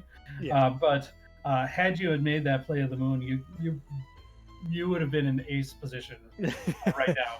Yeah, that's how exactly that's how things roll sometimes. Yeah, that's how free enterprise is the equalizer for everybody here and there. So, but GG's, and so this is your third race today, and so you've got 2 second place finishes and a first. So you're doing pretty well in this league. 10 points already. I've got 4 races done, and you've got more points than me. So GG's. Thank you, GG's. Yeah, I'm pretty happy overall with how it's going.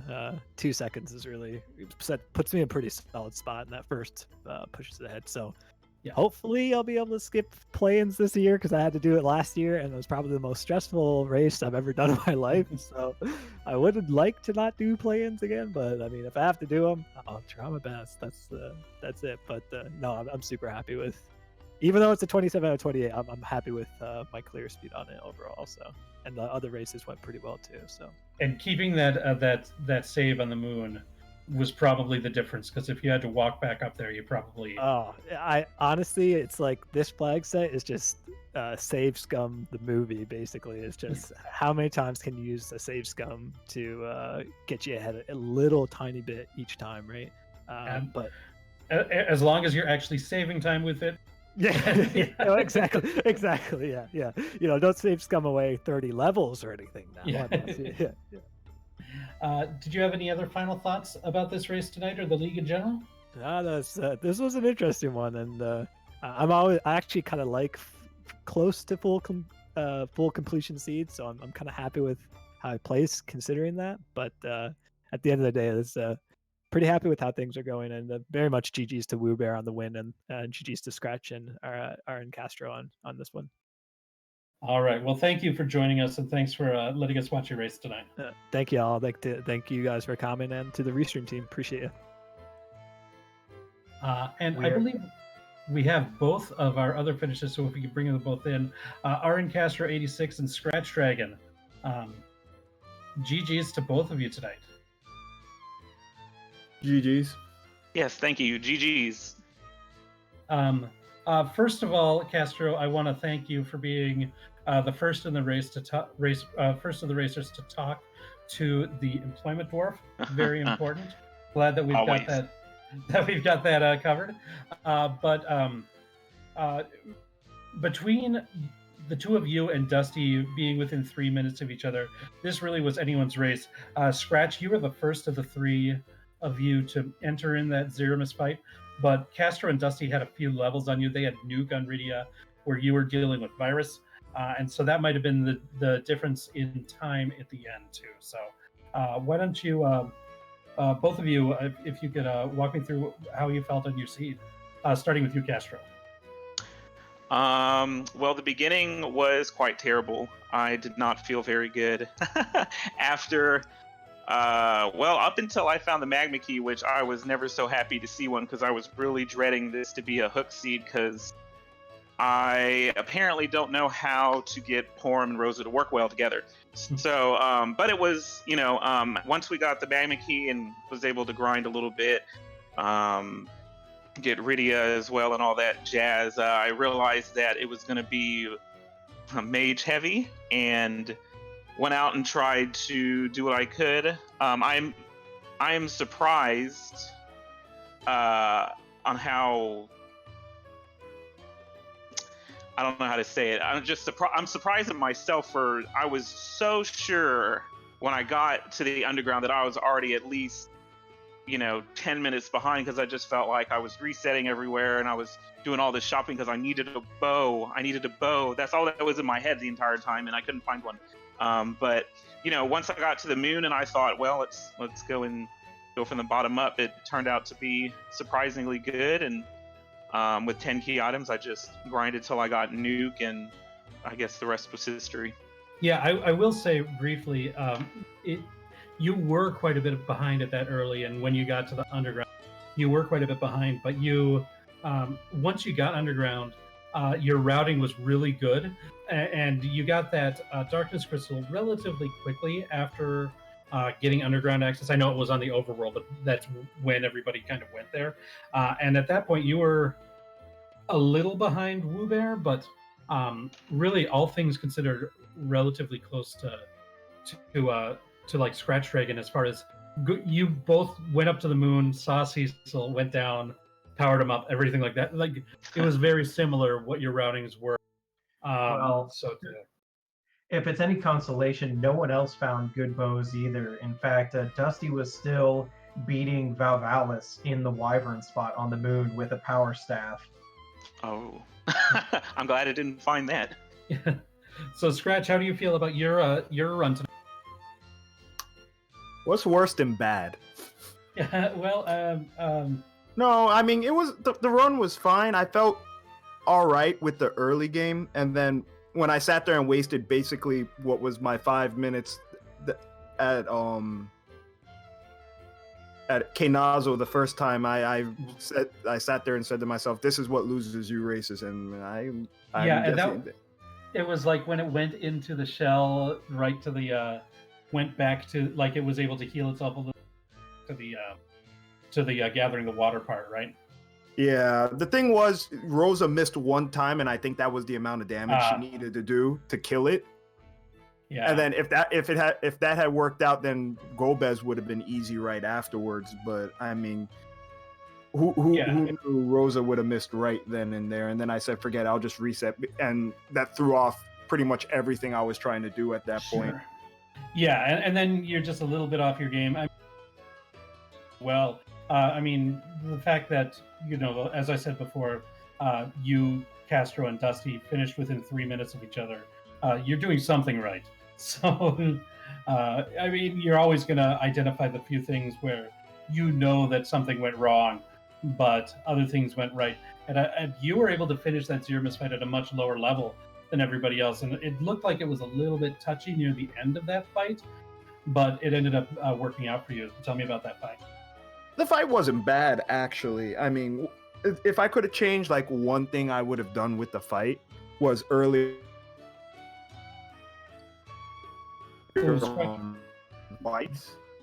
I would have. Could you repeat that? Yeah, I would have skipped using the whites, or I would have used the whites at the beginning still, but I would have had one Rosa healing while the other two Rydias are using Bahamut to do more damage earlier on.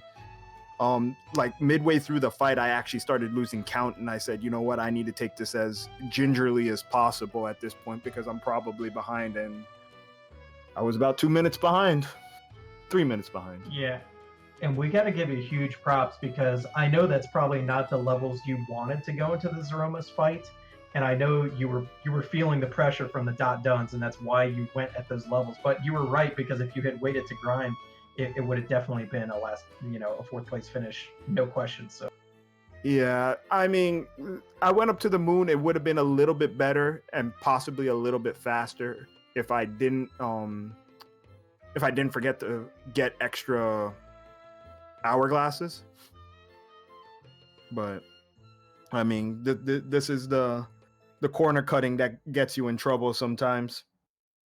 Yeah, but if you don't cut corners, then you might not win. So it's that gamble. It's always the given. And so I want to ask rncastro and then you, scratchdragon, again. Do you have any other final thoughts on your race tonight or this league in general so far? The race tonight was, I mean, it is what it is. I did what I did, and by itself, I didn't feel very good about it. But overall in the league, I mean, I feel like I did better than what I thought I would do. I legitimately was really expecting just fourth place finishes, just coming out everywhere, and I did get all thirds, but that's, I'll take that. I feel like for my first time doing the league that it went well, and everyone who's in this league are awesome racers. So I just feel just lucky to be here. And Scratch?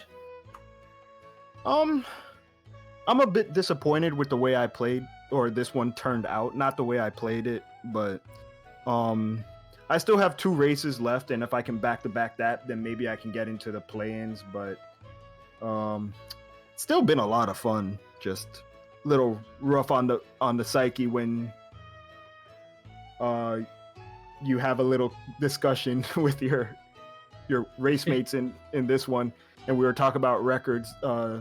I'm about 50-50 with Dusty, and Wu and Castro, I have good records over, and I said to myself right before this race, my neck is probably gonna clean itself for this one. It's Exactly. The law of averages was going to catch up to me eventually. Once you start thinking about it, it can. Well, I want to thank both of you. First of all, GG's again, and thank you for letting us watch you tonight, and thank you for joining us for these interviews tonight. Not a problem. Thanks for having us. Yes, thank you to Comms and to everybody who make this happen. It's been a wonderful experience. Speaking of the team, we have been here tonight with the Restreamer in Venerable, bringing you the feed, married to Let's Play, doing all the item tracking for us tonight in this really hectic seed. So thank you to Married to Let's Play. Rexx, Raul, my commentator for the night, doing awesome job doing our play-by-plays here. And looks like we are going to be going to raid the other race over at the Free Enterprise channel between Dragus, Flurry 14, Mecha Link, and Swimilioni. This is shaping up to be also an extremely good race, so I would encourage everybody to stick around, and we'll send you over. Yep, just got more Free Enterprise for you. Thanks for watching tonight, and take care.